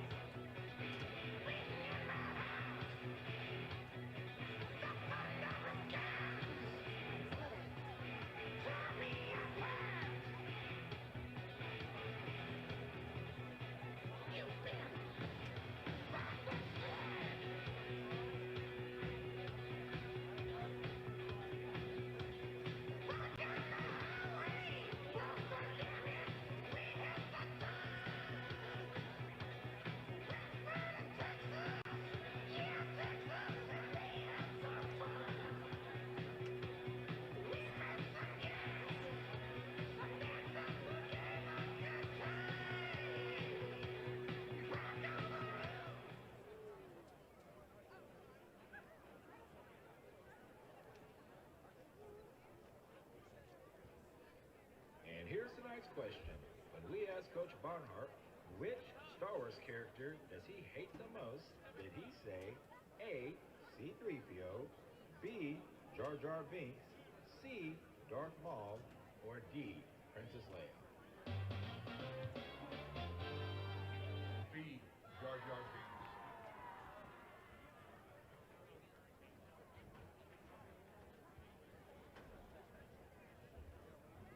And here's tonight's question. What is the name of Coach Colwell's dog? Is it A, Ragnar, B, Rocky, C, Rover, or D, Roscoe? The answer will be A, Ragnar.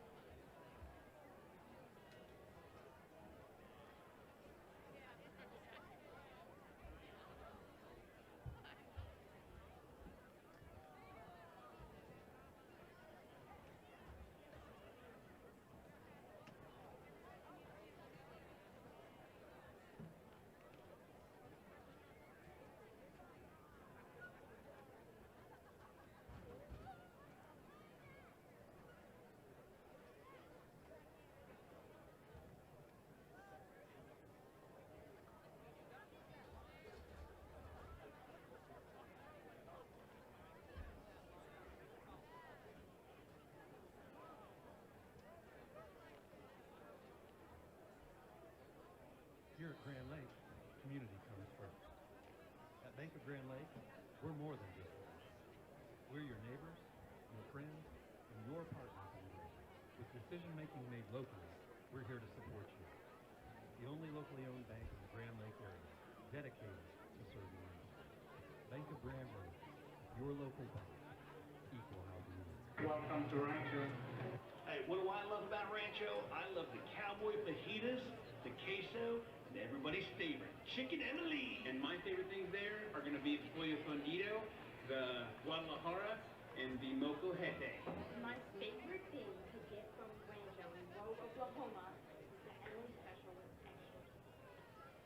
Why don't you come down to Rancho today and get some of the greatest food in the world? Trench Brothers Graphics, located at 407 South Main Street in beautiful downtown Grove, Oklahoma, specializing in screen printing and embroidery. Trench Brothers Graphics also offers signs, banners, fire stickers, and vehicle graphics. From big orders to small, Trench Brothers Graphics can do it all. Stop in and check out what our showroom has to offer, featuring a full line of Grove Ridgerunners and football apparel, late life gear, and so much more. Trench Brothers Graphics, 918-964-9608. Grove Dental Associates, proud to have the heart of the Ridgerunners family for more than 50 years. Our team uses the latest technology to offer several types of dentistry under one roof, including dental implants, orthodontics, pediatrics, and laser dentistry. Because we know that your overall health is about much more than a picture-perfect smile. Getting a win requires great discipline, vision, leadership, and a reputation of success. With that said, we hope you enjoy Grove's Friday Night Lights. Let's go, Ridgerunners! B&B Heat and Air has been a proud supporter of the Grove Ridgerunners for decades. And the B&B team's been serving homeowners in and around the Grove for over 35 years. We take a lot of pride in the amount of positive reviews we've received from so many satisfied homeowners. And we love being a part of this community. Thank you for trusting B&B Heat and Air when your home isn't comfortable, regardless of the season. If you have any problems with your heating, cooling, or plumbing, we hope you'll call decade. Call B&B Heat and Air so we can help you. Going to college was always a dream of mine. The Oklahoma National. Back to Oklahoma. Halftime.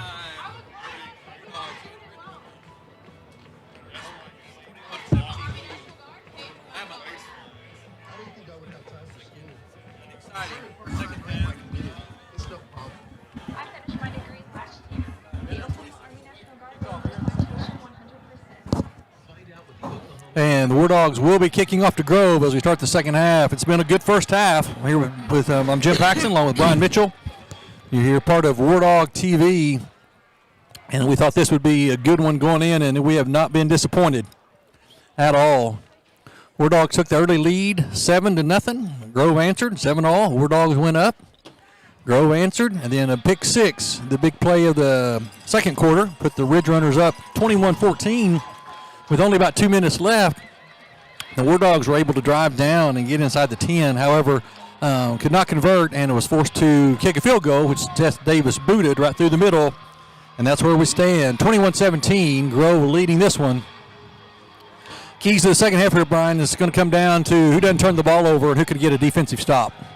Yeah, definitely so. And then, the War Dogs, that they gave up that pick six, and, they could have had, hung their heads and kind of got down on themselves and everything else, but they didn't. They came back, and I know we'd like to have had a touchdown there at the end of the second quarter, but we at least put some points on the board, and that's a big boost to help us out in the second half. And we get a good stop right here on the first series from Grove here, and we get a stop. That's definitely going to go a long ways, too, as far as a good third quarter, and that's going to be key is a good third quarter by the War Dogs. If you're going into the second half, it's all right, what's the War Dogs got to do to win this game? We got to just get a couple of stops, and the War Dogs have won. They were able to force a punt by the Ridgerunners, and one time the Ridgerunners did get a stop. They were able to turn the War Dogs away on fourth down in the red zone. So the key for the War Dogs, continue to move the ball offensively. The War Dogs have finally got their ground game unhitched a little bit. War Dogs have continued to have big plays in the passing game tonight, as Sumapong having another huge night for the War Dogs on the receiving. But the key, I think, is the War Dogs, they got to find a way to somehow slow down this powerful Ridgerunner offense.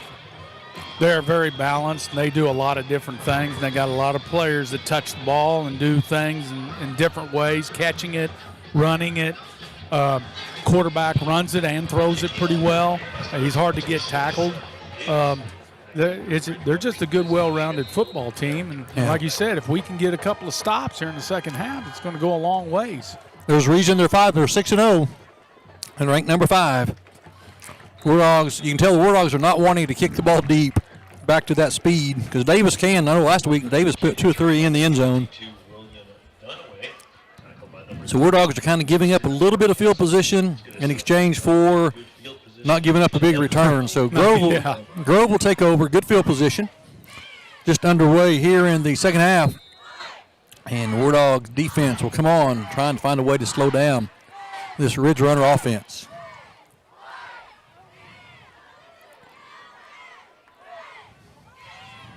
Two receivers either side for the Ridgerunners. They must always have some kind of motion. Quarterback keeps it. Yeah, and he's going to. I have a feeling he was supposed to hand it off. I think that was supposed jet to. Motion. Yeah, it was supposed to be a jet sweep right there, and couldn't get a hold of it. And he's going to be brought down right at the line of scrimmage. So that's a good start. Yeah, second down and 10 for the Ridgerunners.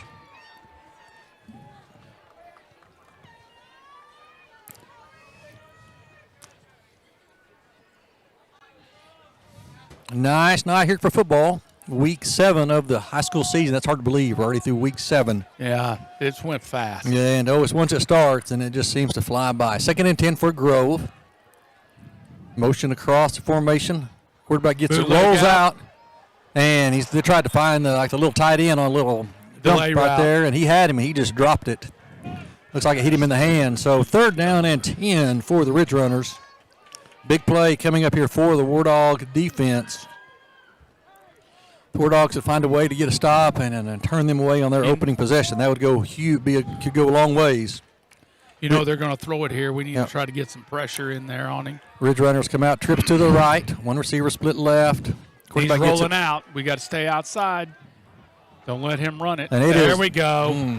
Just really way underthrown right there. So good job right there by the Wardog defense. That's what we needed. Yeah. Brian, Wardog's got to stay alert right here. The ball at the 40-yard line, this is almost an ideal place for a fake punt if you had one. Yeah. As you not, it definitely is. Not risking too much, but I look for Grove to punt it. I do too. It's too early in this. Yeah. In the quarter. Red Howe and I believe Kyler Walker back for the Wardogs. It's good to see Kyler back after he got banged up a little bit. Had a couple of times. Yeah, and this is going to go to Howe.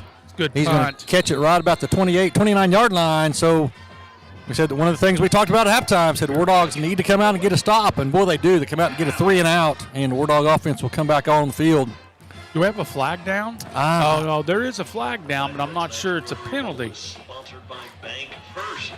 Ridgerunners are the pride of Grove, and when it comes to money, Just a little bit of a heads up here. You know, we talked about the officials calling a lot of penalties and such, and we noticed at halftime that they're being graded today. Oh, are tonight. They? Yeah. One of the state associations of referees is here, and they're grading them. All right. Wardogs come out in the I formation, and the ball to Lillard over the left side. Wardogs starting to find more running room up inside now. Kyler Walker again. Still on his feet, still fighting forward. Still, they haven't blown a whistle. They need to blow that dead. His forward progress was stopped. You got to get somebody hurt. That's right. All right. Said early Grove did a pretty good job of kind of bottling that up. It's nothing fancy. I mean, the Wardogs got a big lineman in the backfield, and they say, we're going right there to try to stop us.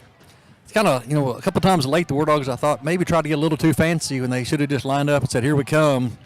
And, all right, 2nd down and 3 for the Wardogs. Grove leading here early in the third quarter, 21-17. In a big district game for both teams.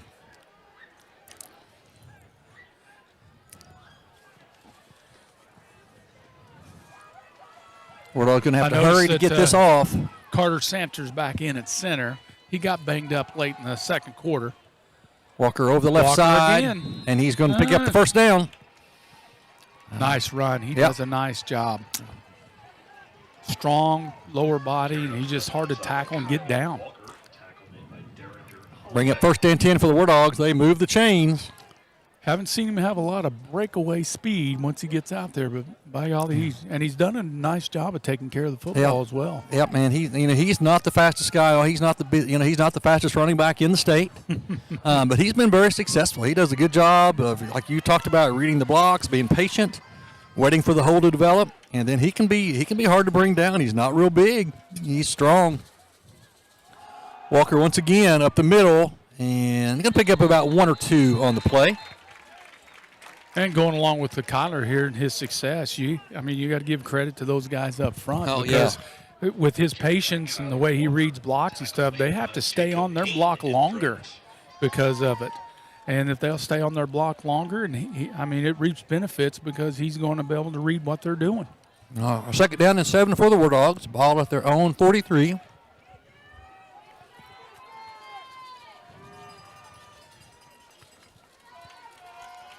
I wonder what they call this formation. Oh, Coach. All right, Walker finds a big gap across the 50, down to the 45, still on his feet, inside the 40, still fighting, down to about the 36, 37-yard line. Another Kyler Walker run right there, north-south. Yeah. And a little back and forth like a little water bug and make some arm tackle. And Brian, something we haven't seen that I wouldn't be surprised if we don't at some time is just that same formation. Just to fake that ISO and to hit those and look to those tight ends on seams, because those guys got their eyes in the backfield, and the Wardog just pounding it. Especially if you notice where those safeties are at, they're 5-6 yards off the ball. There's Kyler again. Stop the run down across the 30, down to about the 29. Pickup of almost 9 on 1st down. So the Wardogs starting to get the running game going. And I think Coach Gardner and his staff and Coach Teal, offensive line coach and stuff, really done a nice job of from that 1st and 2nd series where they weren't running it to now we're having some success. They've found a way to get to the 2nd level and get those blocks. All right, going to bring up 2nd down, and let's call it a long one for the Wardogs. Impressive drive going right here. There's Walker again. Huge hole. Oh, man, seemed like Kyler just ran into his blocker right there. Yeah. I think if he might have looking at it from up here. Yeah, it's easy up here. It's easy up here. I think if he had bounced it outside, he'd have been better off on that one. Yeah, all right. Going to bring up third down and long one, short two for the War Dogs. Garfield in for the tailback position now. Not sure why right there. Walker came out, and on it, Hopefully Garfield. He's not banged up again. He jogged off like he was fine. You don't really feel the War Dogs got 2 plays to get a first down right here. They're going to hand it to Garfield. He's going to get the first. He's got a first down. He spun off of it and got an extra yard. You can tell by that side judge over there on the War Dog side. It looked like he marked it where he was going to make. Yeah, it is first down. First and 10. War Dogs move the chains once again. War Dogs come out and was able to force a 3-and-out on Grove's initial possession. The War Dogs have taken over, and we're almost halfway through the third quarter. So the War Dogs doing what they want to do, running the clock and keeping that Grove offense on the sideline. First and 10 Miami, ball at the Grove 27-yard line. Garfield stacked behind Lillard. They look confused here for some reason. I'm not sure what's going on. All right. Gonna throw it. Sumapong. I thought it was going to bounce off of the Grove defender right to him. Yeah, and that Grove corner's done a good job. Yeah. I know Sumapong's had some good catches tonight, but I know we keep going to him, and he's kind of our go-to receiver. That was good coverage right there by the Ridgerunners. Those corners are doing a nice job of squeezing him to the sideline to where there's not a lot of room there for him to adjust to the ball. He's just got to go out, and he's got to throw it out there. Yeah, second down and 10 for Miami. 6:22 left in the third quarter. War Dogs down 21-17. This one hand the ball to Garfield up inside. Good cut right there, and he's going to go from the 27 down to about the 22-yard line. Let's mark it the 23. He's going to bring up third down and a long 5 for the War Dogs. Once again, I think you look at this play. Look at this here. You've got 2 plays to pick up 5 yards. Definitely 2-play territory here. I'm going to look for probably Lillard here. We hadn't seen a lot of the counter. But one time they did run it didn't work. Yeah, they've done a really good job on keeping an eye on Lillard. He does such a good job of pulling that ball and keeping us inside. Maybe this is the time for that tight end. Third down and 5 for the War Dogs. Lillard finds a gap. Still on his feet. Inside the 10. Down to the 6. So was that good a busted play? I don't know. It looked a little odd. Yes, it but did. It was ugly, but she wore a pretty dress to the dance as Lillard takes it all the way inside the 10. Once again, they mark him back at the 8. There's been some questionable markings this whole night, and it's been for both sides. I thought is when you go down is how far you advance the ball. Either way, first and goal for the War Dogs. Ball at the 8-yard line. Oh, penetration! Looked like it was from the opposite side. The defensive end really crashed down. And they have Coach Gardner sees that. He'll pull that and bootleg the quarterback out around him. And it might be a deal where the quarterback can just run it. Yeah, that's going to bring up a loss of about 3. And then move the ball back to the 11. Bring up second down and goal for the War Dogs. Ball at the Grove 11. War Dogs on another time-consuming drive. Brian, this one's got to end up in the end zone for us. Yeah, it does. It does. Garfield stacked behind Lillard. Lillard gets it, drops it back. He's going to throw it. He's open. He dropped it. Oh, my, that was 6 points. That was a perfect pass. He's just Sumapong right in the hands, and he just, unfortunately, bless his heart, he just dropped it. He doesn't drop many. No, he doesn't. He dropped some you don't think he should even. I mean, he doesn't. He catches some you don't see how he caught it. He's mad at himself. All right, War Dogs right there drop the go-ahead touchdown. Bring up third down and goal from the 11. All right, Ridgerunner fans, third and goal. Probably not in 4-down territory now. You really got to think if you don't get this, you probably want to kick another field goal. That would put you within 1. Kyler Walker back in the game for the War Dogs. War Dogs going to have to hurry to get this off. And I think we got a timeout called. It is. Got a good thing he did. But you can't do that. No. You got to be able to get the play in, get your personnel in. Little indecisiveness. Because War Dogs it hurt us late in the first half because we didn't have any timeouts left. Yeah. And we didn't get the personnel in, didn't get the play called, and the War Dogs had to burn a timeout. And that becomes vital here late in a close game like this. So War Dogs now have 2 left. War Dogs facing 3rd and 11.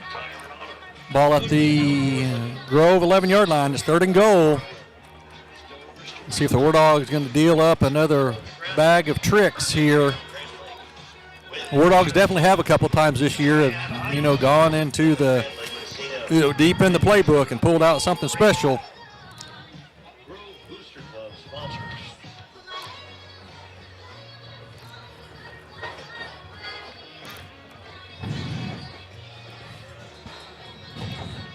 All right. It looks like we got Logan on the short side over there. All right. Sumapong split to the left. Blundell split to the right.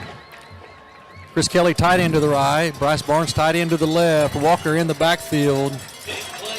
Look for the War Dogs to put the ball in the air, maybe to find Chris Kelly right here, or else even here. Bryce Barnes. He gets it. He's going to roll right under pressure. He's going to throw. He's got Walker. Touchdown!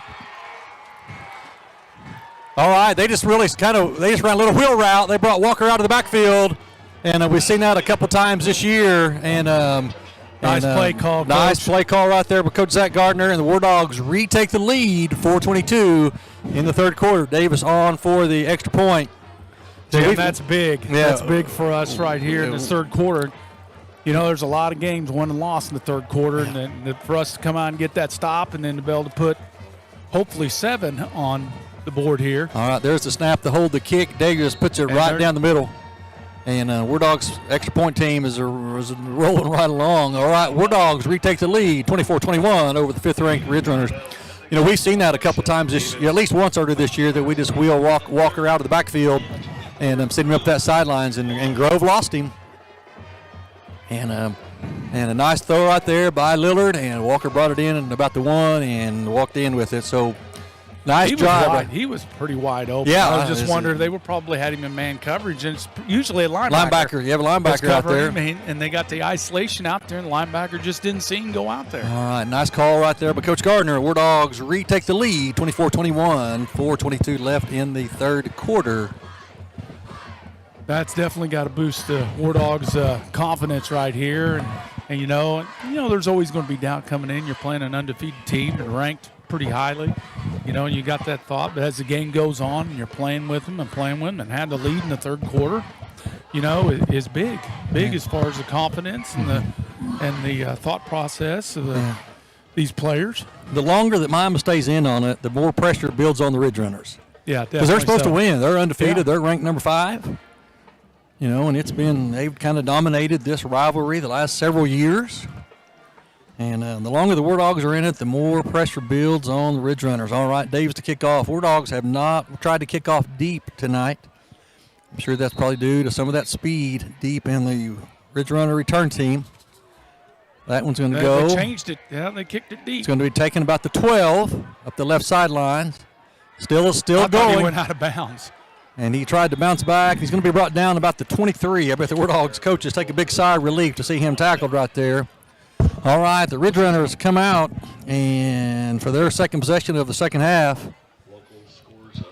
War Dogs, I bet, because Grove come out and went 3 and out, and the War Dogs used a lot of time off that clock. Only 4:14 left in the 3rd quarter. I bet you Grove's probably only had the ball maybe a minute and a half. Yeah, of this quarter so far. They got it now with 4 minutes left.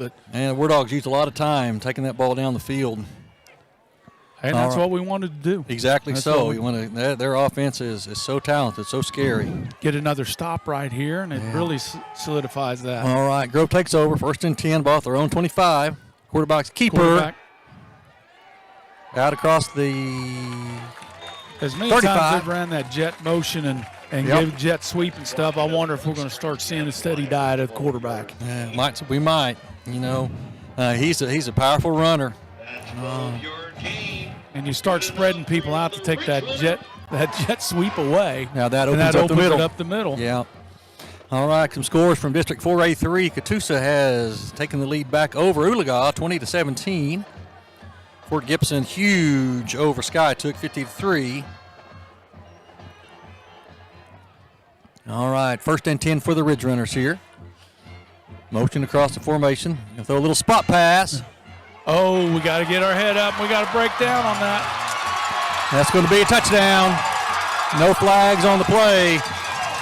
Unfortunately, that's a poor job. Our corner, he came in and he whiffed. Well, kind of lunged at him, and that's what Grove does. They just get you isolated and gets their speed out one-on-one, and Wardog's not able to make the tackle. That's the game plan. Yep. Get that ball out there in space and make people go one-on-one tackling. Basically, what it comes down to. And we didn't touch him. No. All right. Kind of ducked our head and had our weight out over our toes. Once again, we're not able to move with him. I think for almost the second time tonight, Grove puts together a 2 or 3 play drive. Their offense has shown they can score from anywhere. The extra point is up, and it is good. Grove retakes the lead at the 3:30 mark, so they answer quickly, and they reestablish a 28-24 lead over the Wardogs. Down. Not sure what it is, but we do have a flag down.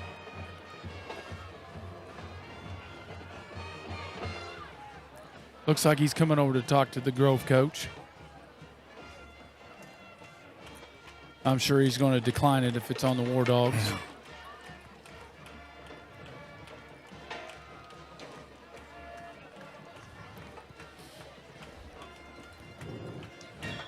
Snap by Davis, hold by Ezra Gates, and kick by Christopher Johnson.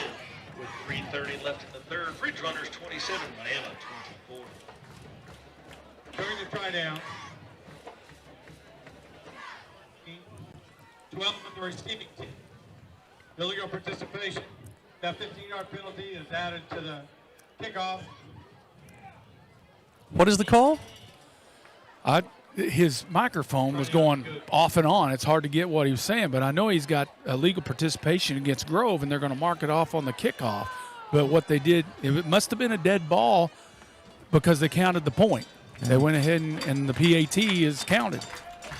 But I'm not sure what the penalty was on the Wardogs. I thought they were trying to count the players. Maybe there was too many people on the field. But that's not a 15-yard penalty, though. That's a 5-yard penalty.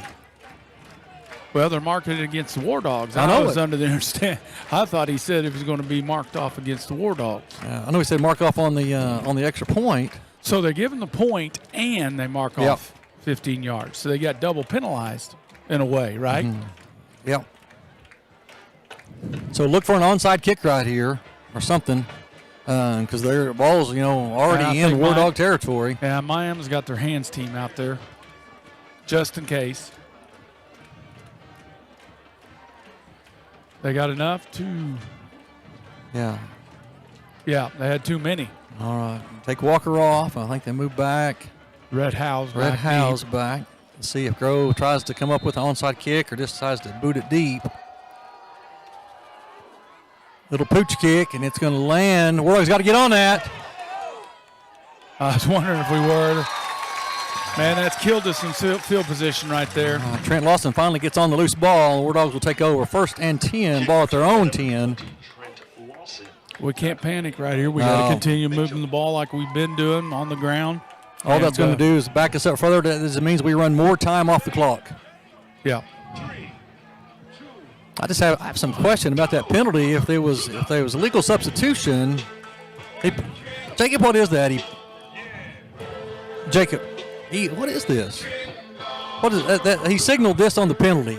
I believe that is legal participation. This is legal substitution here, isn't it? 12 men on the field is not a 15-yard penalty.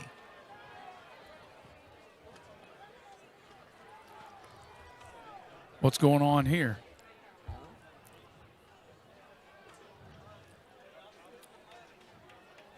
Must be that player. Who is that? Is that Logan? That's Sumapong. They're telling him he had to come out. Maybe he has some equipment or blood on him. All right, Wardogs take over 1st and 10. And the ball up inside to Walker from the 10 out across the 15 to about the 16. Nice job, 7-8 yards every time. That works. All right, just keep working. Just keep running it. If it ain't broke, don't fix it. Wardogs trailing here, 28-24. 7 on 1st down for Walker as the offensive line starting to really, do it. They've done a good job all night, but really starting to exert themselves against the Grove defense here. Question is, can the Wardog defense find enough stops to win the game? Second down and 3 for the Wardogs. And I hope this is the case, but the longer we play. Lillard's holding on to the ball too long. Yeah. That might have been one of those times you just tuck it and run. Well, 2nd and 3. Run the ball. Goodness. Pick up 7 on first down. Now Wardogs facing 3rd and 10. Trying to go to Sumapong deep right there, and he was covered. He's been, they've done a good job covering him. They've taken out the extra lineman out of there, so now we're back to our regular package. We've got tight end trips now. Yep, all right, double tight end, trips to the left. Lillard going to throw it. It's caught and brought down after about a 1-yard gain. And 4th down. Wardogs going to have to punt. Disappointing because you pick up 7 on first down, deep in your territory. Just got thinking, hey, I'm going to keep pounding them. I've got, I'm thinking I've got 2 plays to pick up 3 yards. I think he was thinking it's 2nd down and short, and he was going to be able to, take a shot here. Yeah. Take a long shot here and see what he could do, because he's got another play after that to get the 3 yards. Lillard for the kick. Takes a Wardog bounce. Nice. Across the 50 down to about the 42-yard line. We've got to stop him here. All right, Wardog's got to find a way to stop them. They're going to find themselves down too much. All right.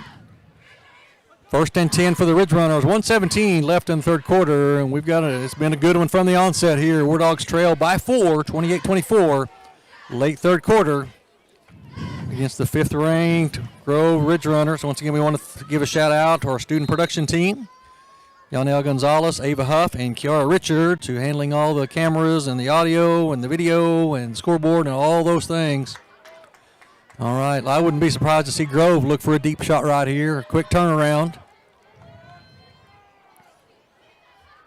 Quarterback gets it, drops back, throw a little screen pass. Another missed tackle by the Wardogs. Still on his feet. Yeah, he's got him marked down. Yeah, here. they've got him marked down for about a 2-yard gain. I don't think it was a case where he was laying on top of a Wardog player and he didn't touch the ground, but that's the way they marked it off. All right, going to bring up a gain of about 1 or 2 on the play. Bring up 2nd down, and let's call it a long 8 for the Ridgerunners. Late 3rd quarter, Ridgerunners up 28-24. It was 21-17 at half. Both teams have scored. A touchdown here in the 3rd quarter.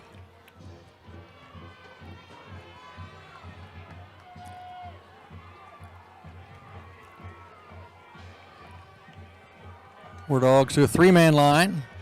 Quarterback drops back. He checks it down. That's a good job right there by the Wardog defense. As Wardogs much better tackling on that possession. Wardogs dropped 3. Got a flag. Rushed 3 and dropped 8. Side of the field. Good job right there by the outside linebacker. That is Lawson. Hey, quick update. Wyandott's up 28-21 in the 4th quarter. I saw a final just a while ago. Commerce got taken care of pretty well. It was 52-13. All right, Wardogs, there is a penalty against the Grove Ridgerunners. The Wardogs are going to decline it. So it's going to bring up illegal formation. More than 4 in the backfield, offense. That penalty's declined. 3rd down. All right, big play here defensively for the Wardogs. 19 seconds left in the 3rd quarter. It's going to bring up 3rd and 8. See if the Wardogs, that last play, rushed 3 and dropped 8. That's really the Ridgerunners. They're trying to get Chris Kelly's trying to get linebacker to stay in the box. I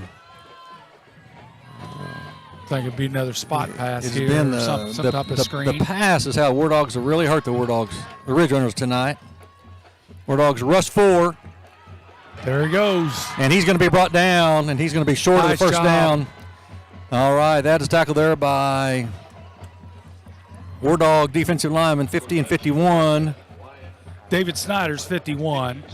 And 50? 50 is Xander Clark. All right. So the War Dogs, we Third go quarter. to the fourth quarter, and decision time here for the Ridge Runners. Fourth and 5? Yeah, if I'm on the Ridge Runner sideline, I'm probably thinking I'm got to punt it, make the War Dogs go the length of the field. Especially with the lead. Only a 4-point lead here. You don't risk on letting them, going to have to go half the field. So we'll see how it plays out right here. So we head to the fourth quarter. War Dogs trailing 28-24. And what's been a good one here tonight. Third quarter score, Wagner now leading Cushing 28-14. Fort Gibson all over Skytook tonight, 50-10. And Catoosa leading Oologah 20-17 in the third quarter. And Grove does come out in punt formation. We'll see if that's what they want to do or they're going to try to draw the War Dogs off. So the Wyandotte leading Salina 28-21. Adair over Colcord 2019 in the third quarter. So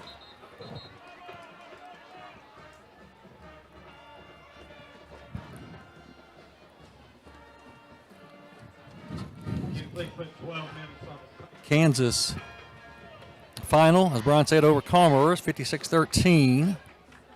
All right, so we said the War Dogs need to get another stop, and it looks like they maybe have done that here. They're going to force a punt. Oh, it's a fake. It's a fake. And he's going to. Oh, they're going to get it and more. We got a tackling. Once again, poor tackling. Just what we talked about.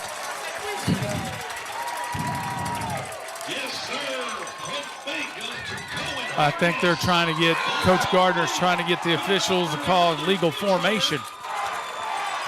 They were in illegal formation. I don't know if they had enough people in the backfield.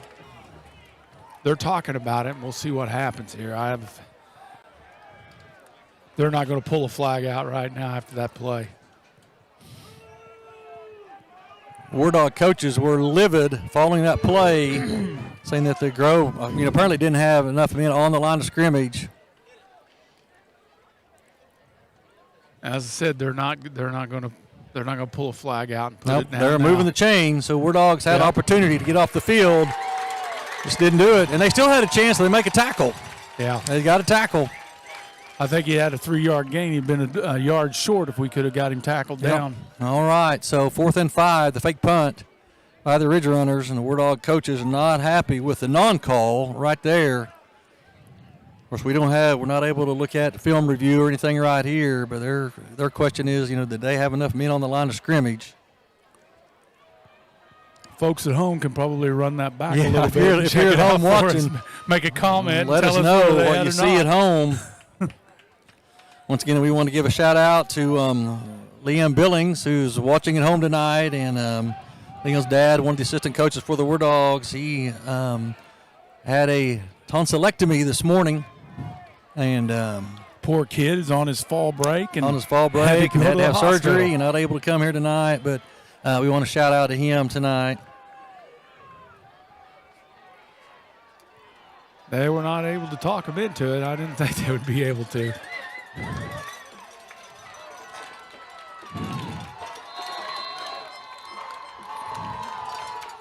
All right, 1st and 10 for the Ridge Runners. And the ball up inside. He's going to go from the 39 down to a pickup about 2 or 3.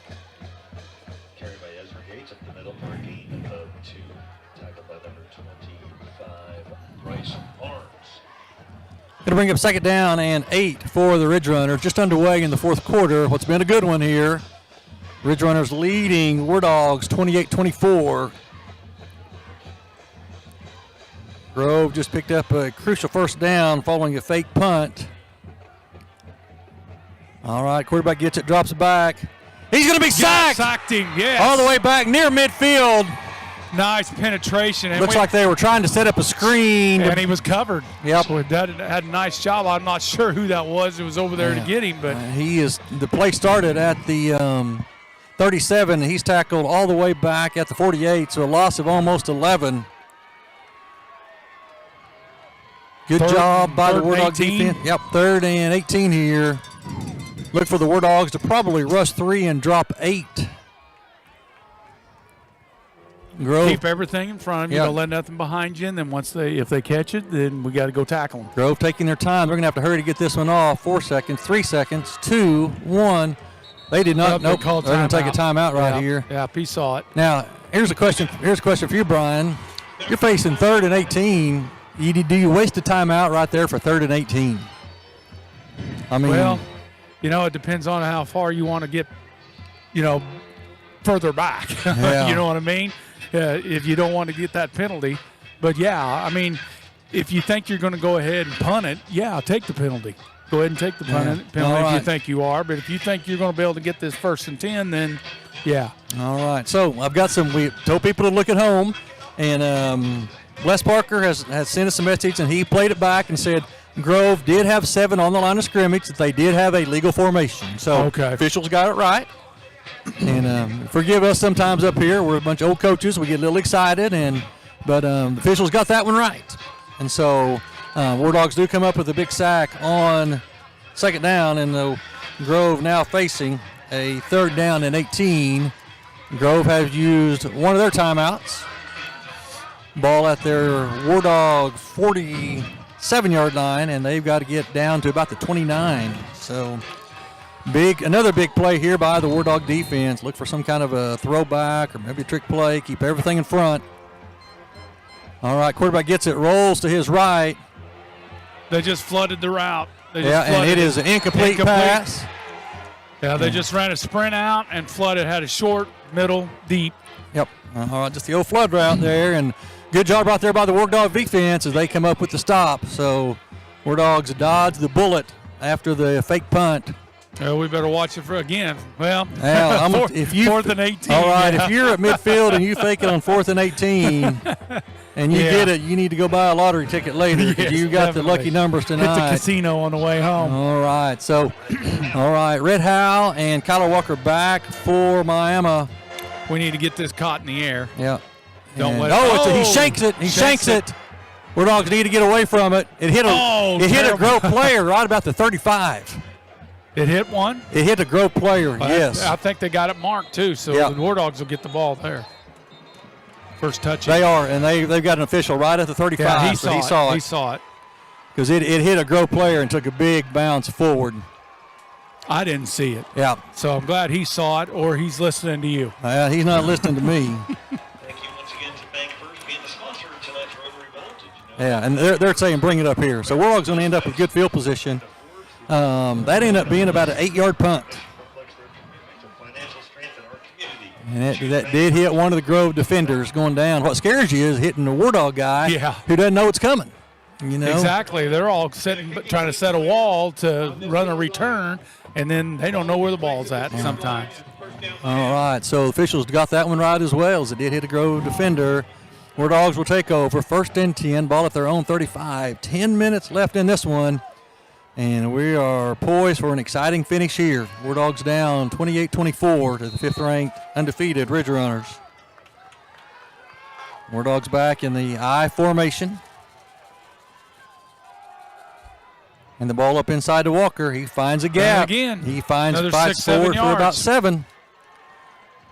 Wardogs are starting to, have found something definitely with there's a big lineman in there leading up inside, and they're just running ISO.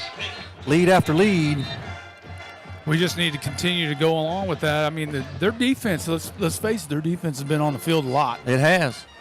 Because their offense, when they have scored, their offense is either a 3-and-out or the big play. Yeah. And so they've been out there for a while, and hopefully they're wearing themselves out, and the Wardogs can take advantage of that. And I apologize here, I get a little excited. The old coach comes out, but I like to see the Wardogs just keep pounding it right at them. 2nd down and 3 for the Wardogs. Wardogs trailing here, 28-24. We got plenty. 9:45. They're changing the play clock. Yeah, Grove had a player injured, and he kind of limped off right there, so they did stop the clock for an injury. There's a lot of time here. Running the football might not be a bad idea right here. We're getting 6-7 yards a whack. And, exactly. And run the more time off the better off we're going to be. Yeah. And if we can get points at the end of it, it's icing on the cake. You know, Coach Switzer used to say when you throw the football, 3 things can happen, and 2 of them are bad. Yeah. All right, War Dogs break the huddle. 2nd down and 3. Ball at their own 42-yard line. Walker again. 1st and 10. Man, they're getting huge push up front. There he goes all the way to the 50. Pickup of 8. So consecutive plays, War Dogs have picked up 7, picked up 8. That's what the War Dogs want to do. They want to run the ball between the tackles. And especially now, like I said, you can tell that Grove defensive line is really struggling right now with the size of our offensive linemen. Both War Dogs tackles weigh over 300 pounds. The rest of the line is a good size. And we have depth, too. There's some other kids on the sideline. Once again, there's Walker. Not as much this time. Going to fight forward for about 4. That's Give okay. him 3. More time comes off the clock. You get 3.5 yards every play. You move the first down. All right, give him 3. Bring up 2nd down and 7. 8:38. Clock moving here in the 4th quarter. War Dogs trailing by 4. 28-24.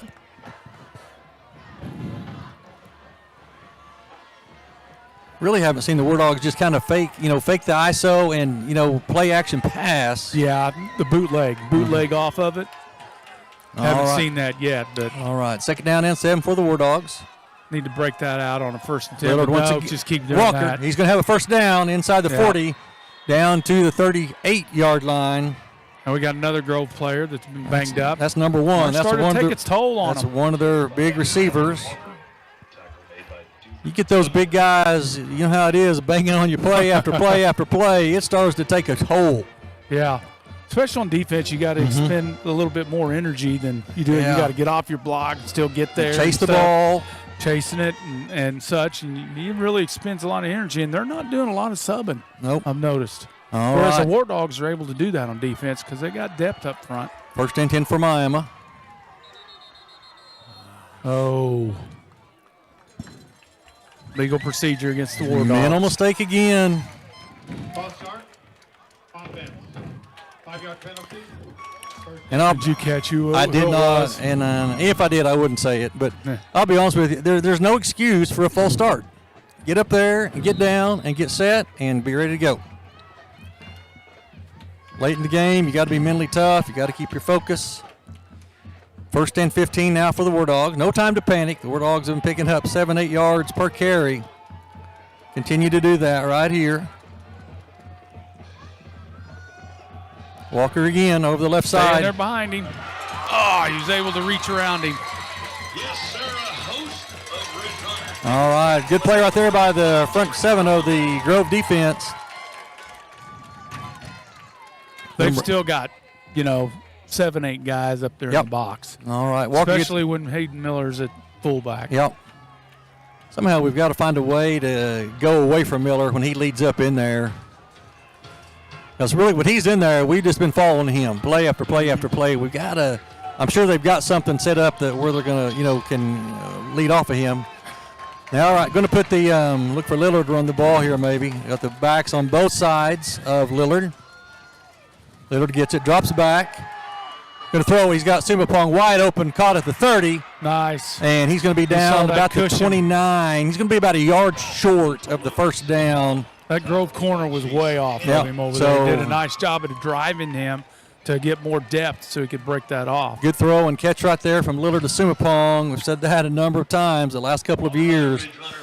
So 2nd and long. War Dogs pick up a big hunk of it. Got Garfield in at the tailback position here. Maybe just a little bit of fresh set of legs here. 3rd and 1 for the War Dogs. They're going to hand it to Garfield right up the middle. He's got it. And he easily picks up the first down. He went about 7 yards before he was even touched. All right. Nice hole on the right side there for the offensive line. That is. Great job right there by the offensive line. War Dogs now at the 23. We're past the halfway mark of the 4th quarter. War Dogs down by 4, 28-24. War Dogs driving.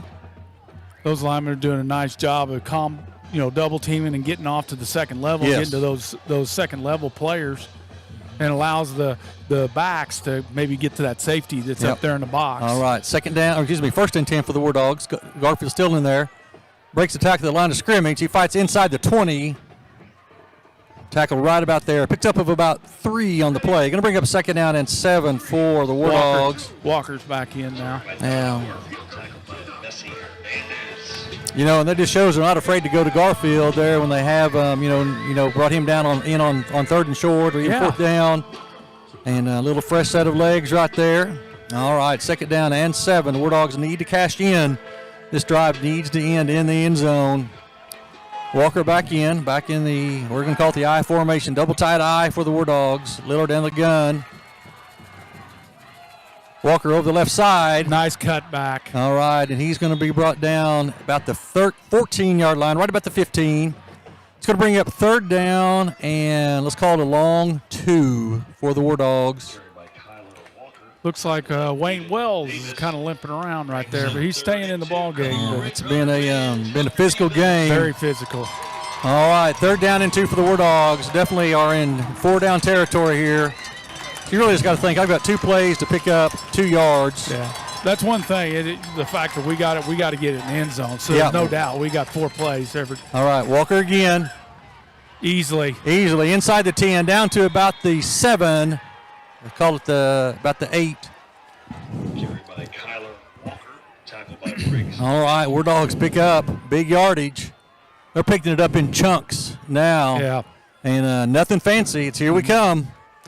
All right. I know you're going to think I'm a weirdo here, but we may score too quickly if we were able to score here. I hope I don't jinx it either. You leave a minute on the clock. That's enough for Grove. Yeah. Those guys can score from anywhere. Under 4 minutes, 3:40 clock running. War Dogs 1st and goal. War Dogs need to be really disciplined here. Need to finish this drive. There's Walker. Oh, he cuts it back. Nice He's down job. inside the 5, down to the 4. If you're Grove, you start to thinking about, when do you start stopping the clock? Mm-hmm. Of course, they can score so fast. But, the War Dogs, when the War Dogs have gone to a 3-down lineman and dropped 8, they've done a good job against the pass. Probably by the time this play snaps, we're going to be under 3 minutes. We are headed to an exciting finish here in Grove. 2nd down and goal. Ball at the 4 for the War Dogs. The War Dogs in the double tight I formation. War Dogs taking their time here. Lillard directing his players. That's Walker. Same play.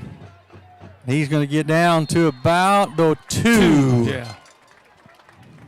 It's okay. More time comes off the clock. 3rd and goal from the 2 from Miami. Clock running under 3 minutes.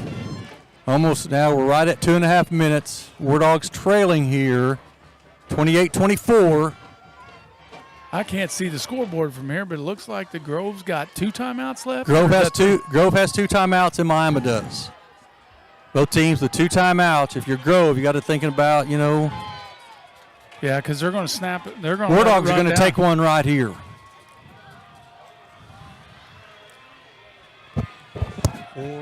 They're just wanting to make sure that they're getting things. They take some more time off, and I wonder.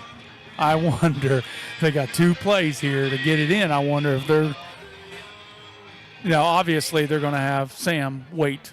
Mm-hmm. Of course, the clock stopped now, so it don't matter. Yeah. But after that, we got 2 plays here. But it's kind of wondering, are they telling don't score here? Let's take more time off the clock. I think you got to score. You got to score. I agree. I think you just score, and you just got to play defense. Yeah. I mean, you just got to come out, and they've done a nice job in the second half here, except for the one big play. Yeah, like I said, and the War Dogs have, when they've rushed 3 and dropped 8, they've done a good job, against the pass. So War Dogs facing 3rd down and goal. Ball at the 2. 2 minutes, 2 seconds left in this one. War Dogs trailing by 4. Especially with under 2 minutes, because they're not going to, a 3-man rush. That usually means you got less men in the box, you can run it. But they're not going to have time to run it. They're not going to have time to run it. And you really got to figure the War Dogs are going to keep the ball on the ground right here, because if anything, you want Grove to have to use a timeout. Yes. Right here. Yeah. I would say they're going to have to. If we don't score here, they're going to have to call timeout to get the clock stopped. Because then I wouldn't mind seeing the Wardogs. If you don't let it run down, then you could use another one. But, all right, we're back to action here. 3rd down and 2 for the Wardogs, 3rd and from the 2. And the ball to Walker. He will score. Yep. Touchdown Wardogs. 1:59 left. The Wardogs have taken the lead and will kick the extra point. Now, as Brian said, have we left Grove too much time?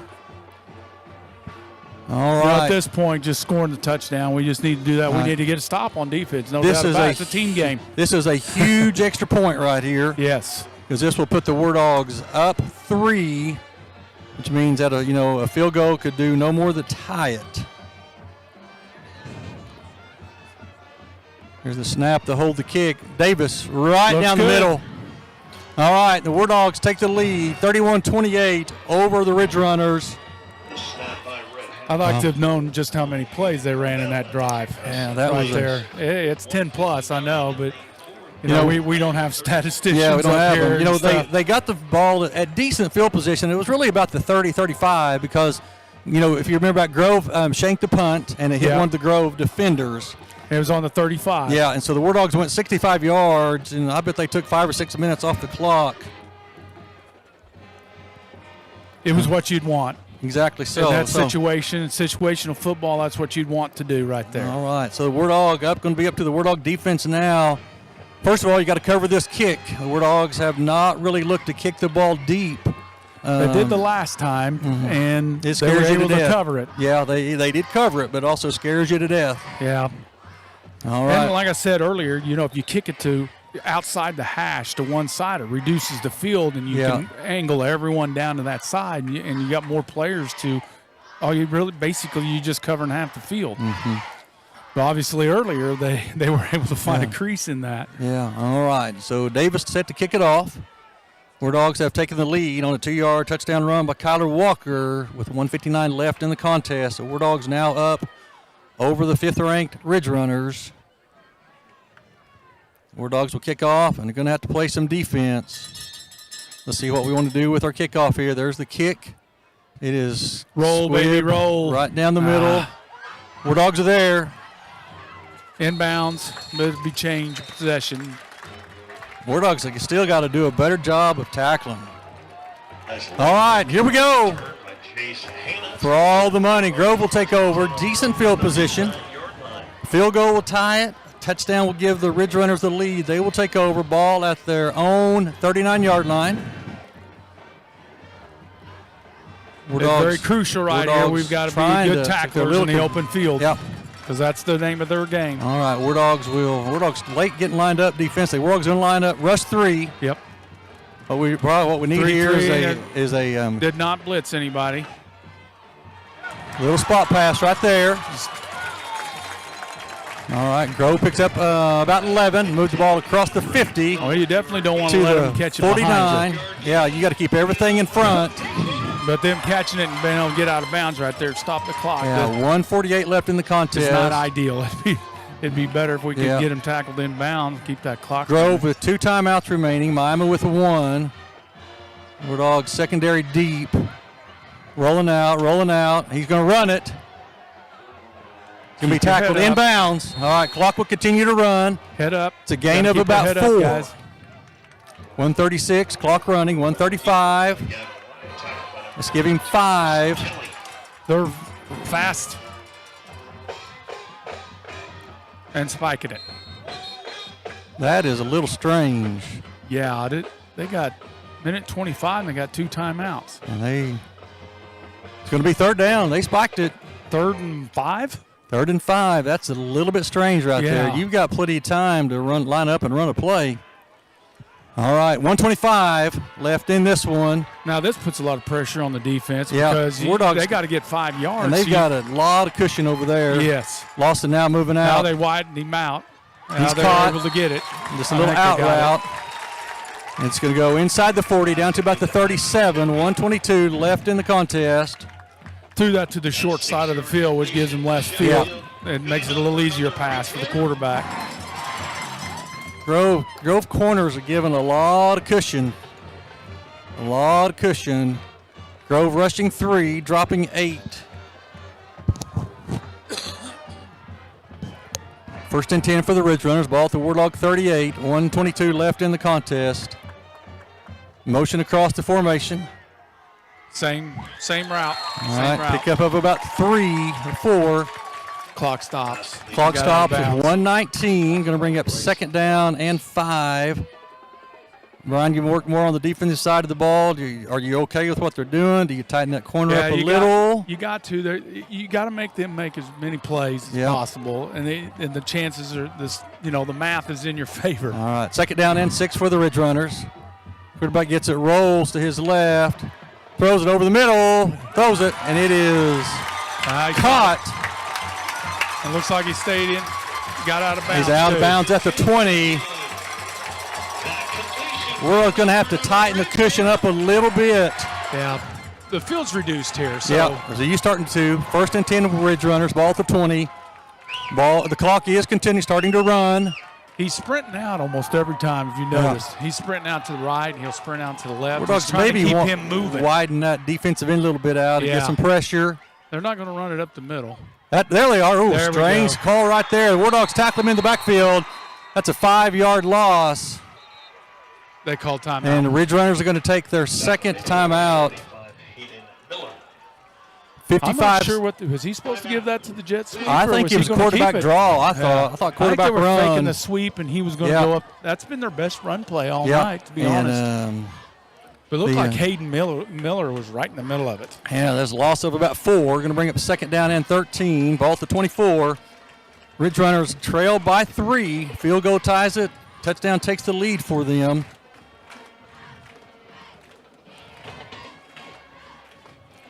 Exciting finish here at Ridgerunner Stadium. Wardogs desperately needing a stop right here. Love to see a sack, or how about a pick right here. Both teams with 1 timeout remaining. Second down and 14 for the Ridgerunners. Ball at the Wardog 24-yard line. Still rushing 3. Dropping 2 8. linebackers. Yep. Safety's back about the 8. Zone coverage. I think they're manning up that one player. Wardogs going to bring a little pressure off the end. That's Kelly. Oh, it's knocked down. Hayden Miller again. Hayden Miller got his big paw up right there and knocked it down. That's going to bring up 3rd and 14 with 50 seconds left. Nice game, Hayden Miller. I'm pretty sure he's the one who got the sack, and then he just knocked that down too. Yeah, and all right, 3rd down to 14. Wardogs still got to still find a way to stop them. Ridgerunners, 3 receivers to the right, single receiver left. Now quarterback gets it, rolls outside. We brought some pressure right Throws there. it, caught, hit big, but he caught it. He's short of the first down. Clock will continue to run. They're going to call it's going to be fourth. It's going to be 4th down and about 2. Grove has used their final timeout. It's 4th and 2. 4th and 2. Ball is at the 12-yard line. They got to get to about the 10. I'd say you're probably going to see an out route over here to the side. I'm not Tony Romo, but if I was guessing, that's probably what you're going to see, because they've done it several times here, and they're going to go to a go-to play. They've got 38 seconds left. If they do pick up a first down, they've got, now if you pick up a first down, you have time to spike it. Yes. I thought the earlier spike was a little strange. Yeah. Wardogs here facing 4th down and 2. Ridgerunners 4th and 2. Ball at the Wardog 12. Wardogs hanging on to a 31-28 lead here over the 5th-ranked Ridgerunners. Ridgerunners break the huddle. They've got trips to the short side of the field. 1 receiver split far left. Wardogs are going to kind of bracket it. Going to bring Lawson back in. I wonder if they're going to, they're going to bring. They're widening him out, split the difference out there on the wide side. Now we're going to bracket him. All right. Wardogs have. But I don't think they're going to throw it to the wide side. They'll throw it to the short side. Wardogs got a corner a lot tighter. Wardogs drop back. He scrambles. He's going to have a first down. He's going to be brought down about the 6. They can't stop the clock. They got to get on it and They'll stop the clock to set the change. Spike it. Clock is stopped to set the change. Wardogs can't relax here. The clock running. All right, there's the spike. 32 seconds left. Wardogs defended that pretty well. Quarterback just scrambled. We got a flag. We got a flag. What are we going to have here? Legal formation or?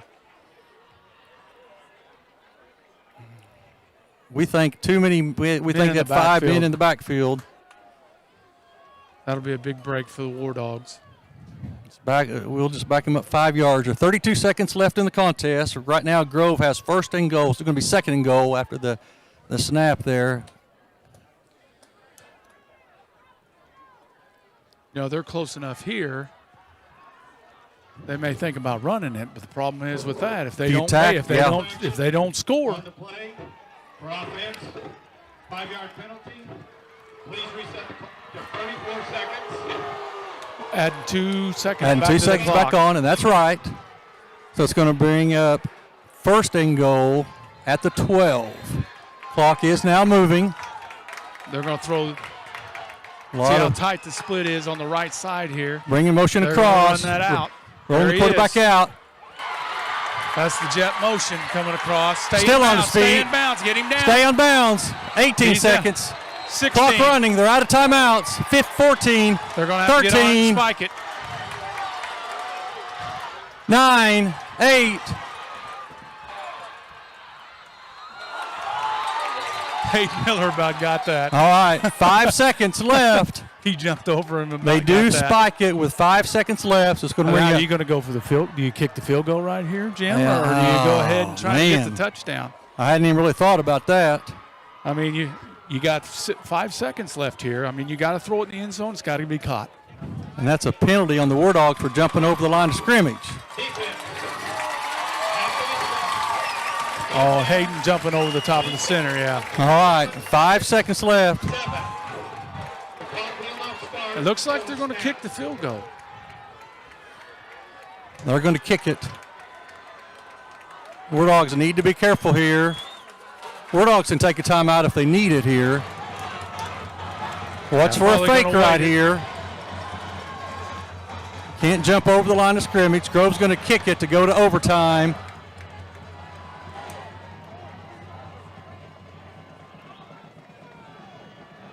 Seven seconds left. Fourth and second down. They're going to kick it. There's a snap to hold the kick. No good. No good. Wide it's right. no good. He missed Wide it. Right. He Wide missed right. it. 2 seconds left. The Wardogs will win this one. They will upset the 5th-ranked Ridgerunners. Wardogs have got to get on the field and run a play. The kick went wide right. The best formation. We've got excessive celebration. They'll move us back a yard. Yeah. Hey, now here's the thing. I hate to be negative here. You're going to have to get under center and take a snap. Yep. And you're going to have to try to get out of the end zone. You can't step back, take You can run a quarterback, but we don't ever take a snap under center. Yeah. All right, the kick went wide right. There's 2 seconds left. If I'm a coach, I'm kind of sitting over there. I'm thinking, hey, get out there and get some snaps. All right, now, Brian, they missed the extra point. Where does the Wardogs get the ball?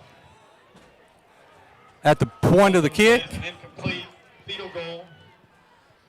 That's a touchback. Conduct. Receiving team. Comes to the bench coming off onto the field. That's unsportsmanlike. Half the distance. First down. All right, so Wardogs will have the ball at the 10. Yeah, that's better. It's Wardogs' ball. Yeah, they've already kicked the field goal. The Grove fans reacted like they thought it was going to be their ball first down. It is first down, but it's Wardogs' ball first down. Yeah. First down, Miami. Grove fans got a little excited there. They thought the unsportsmanlike, but it was after the play, and what it was, they said excessive celebration. All right. You know, and sometimes I wonder about that. My goodness, it's a big game. Yeah. All right. So Wardogs are going to go ahead. They're going to snap it out of the gun, which is fine. Miami. They're third. They're going to make sure everybody's on the line, no penalties or anything like that. Wardogs still got to execute one more play here. Wardogs just should, if they snap it, take a knee. The Wardogs will pick up a huge win for the first time in years over the Ridgerunners. They'll be in victory offense, Yes. which will be Coach's favorite formation. That is right. All right, 2 seconds left. Wardogs will have the ball first down at their own 10. They just got to, and Grove is out of timeouts. Grove, Miami just has to kneel on it one time. Definitely, this will be the biggest win in the Zach Gardner era. And you got to have your first big win before you have your second big win. So huge win here tonight for the Wardogs. They'll line up with Lillard out of the gun, or two backs beside him, and Sumapong behind him. Even if Wardogs could even a bad snap, they could even take a safety and they'd still be fine right here. Grove just kind of they're gonna concede it. They're gonna snap it, and the Wardogs will win it. All right, Wardogs come into Grove and they shock the 5th-ranked Ridgerunners and hand them their first defeat of the season. Wardogs will go to 5-2, 3-1 in the district as the Wardogs defeat the Ridgerunners 31-28. So we want to thank you all for being with us here tonight. I want to thank Brian Mitchell for being in the booth with us tonight. We want to thank our student production team of Yonel Gonzalez, Kiara Richards, and Ava Huff, and Mr. Ronnie Harner of the IT department, and Mr. David Frazier, our executive producer. Thank you for joining us tonight for what we thought would be an exciting one, and nobody was disappointed. Nobody disappointed tonight as the Wardogs pick up a huge win on the road in Grove. Now, next week the Wardogs will be at home for the for the last time. It's senior night, and it's another huge game. The 10th-ranked Cushing Tigers will come to town, and it'll be the Wardogs possibly the last home game of the year. Mm-hmm. Unless they were able to get one by Cushing. The Wardogs win out, they could end up second in the district and host a playoff. But Wardogs will be at home for the final time in the regular season next Friday night at Robertson Field, a 7 o'clock kickoff against the 10th-ranked Cushing Tigers. So congratulations to Coach Gardner and his staff. They pick up a huge win here tonight, 31-28 over the Ridgerunners. What can you say, Jim? Yeah, they had a great game plan. It did. And the kids executed it. They did. And there's a lot of credit to go around. That's right. We hadn't really seen the Wardogs come out and, that power formation. It's just an I formation. But they went and seen it all year long. They broke it out just for this game. Put the big tackle back there. And he had a heck of a game. And in the defensively and offensively. In the second half, it wasn't a secret. It's like we're going to run the ball right there. And they couldn't do anything about it. Nope. So great job tonight by the Wardogs, as the Wardogs will go to 5-2. Overall, 3-1 in the district, and Wardogs will be at home next week for another huge game against the Cushing Tigers. So for Jim Paxton and Brian Mitchell, thank you for joining us tonight on Wardog TV. Have a safe trip home, and God bless you all.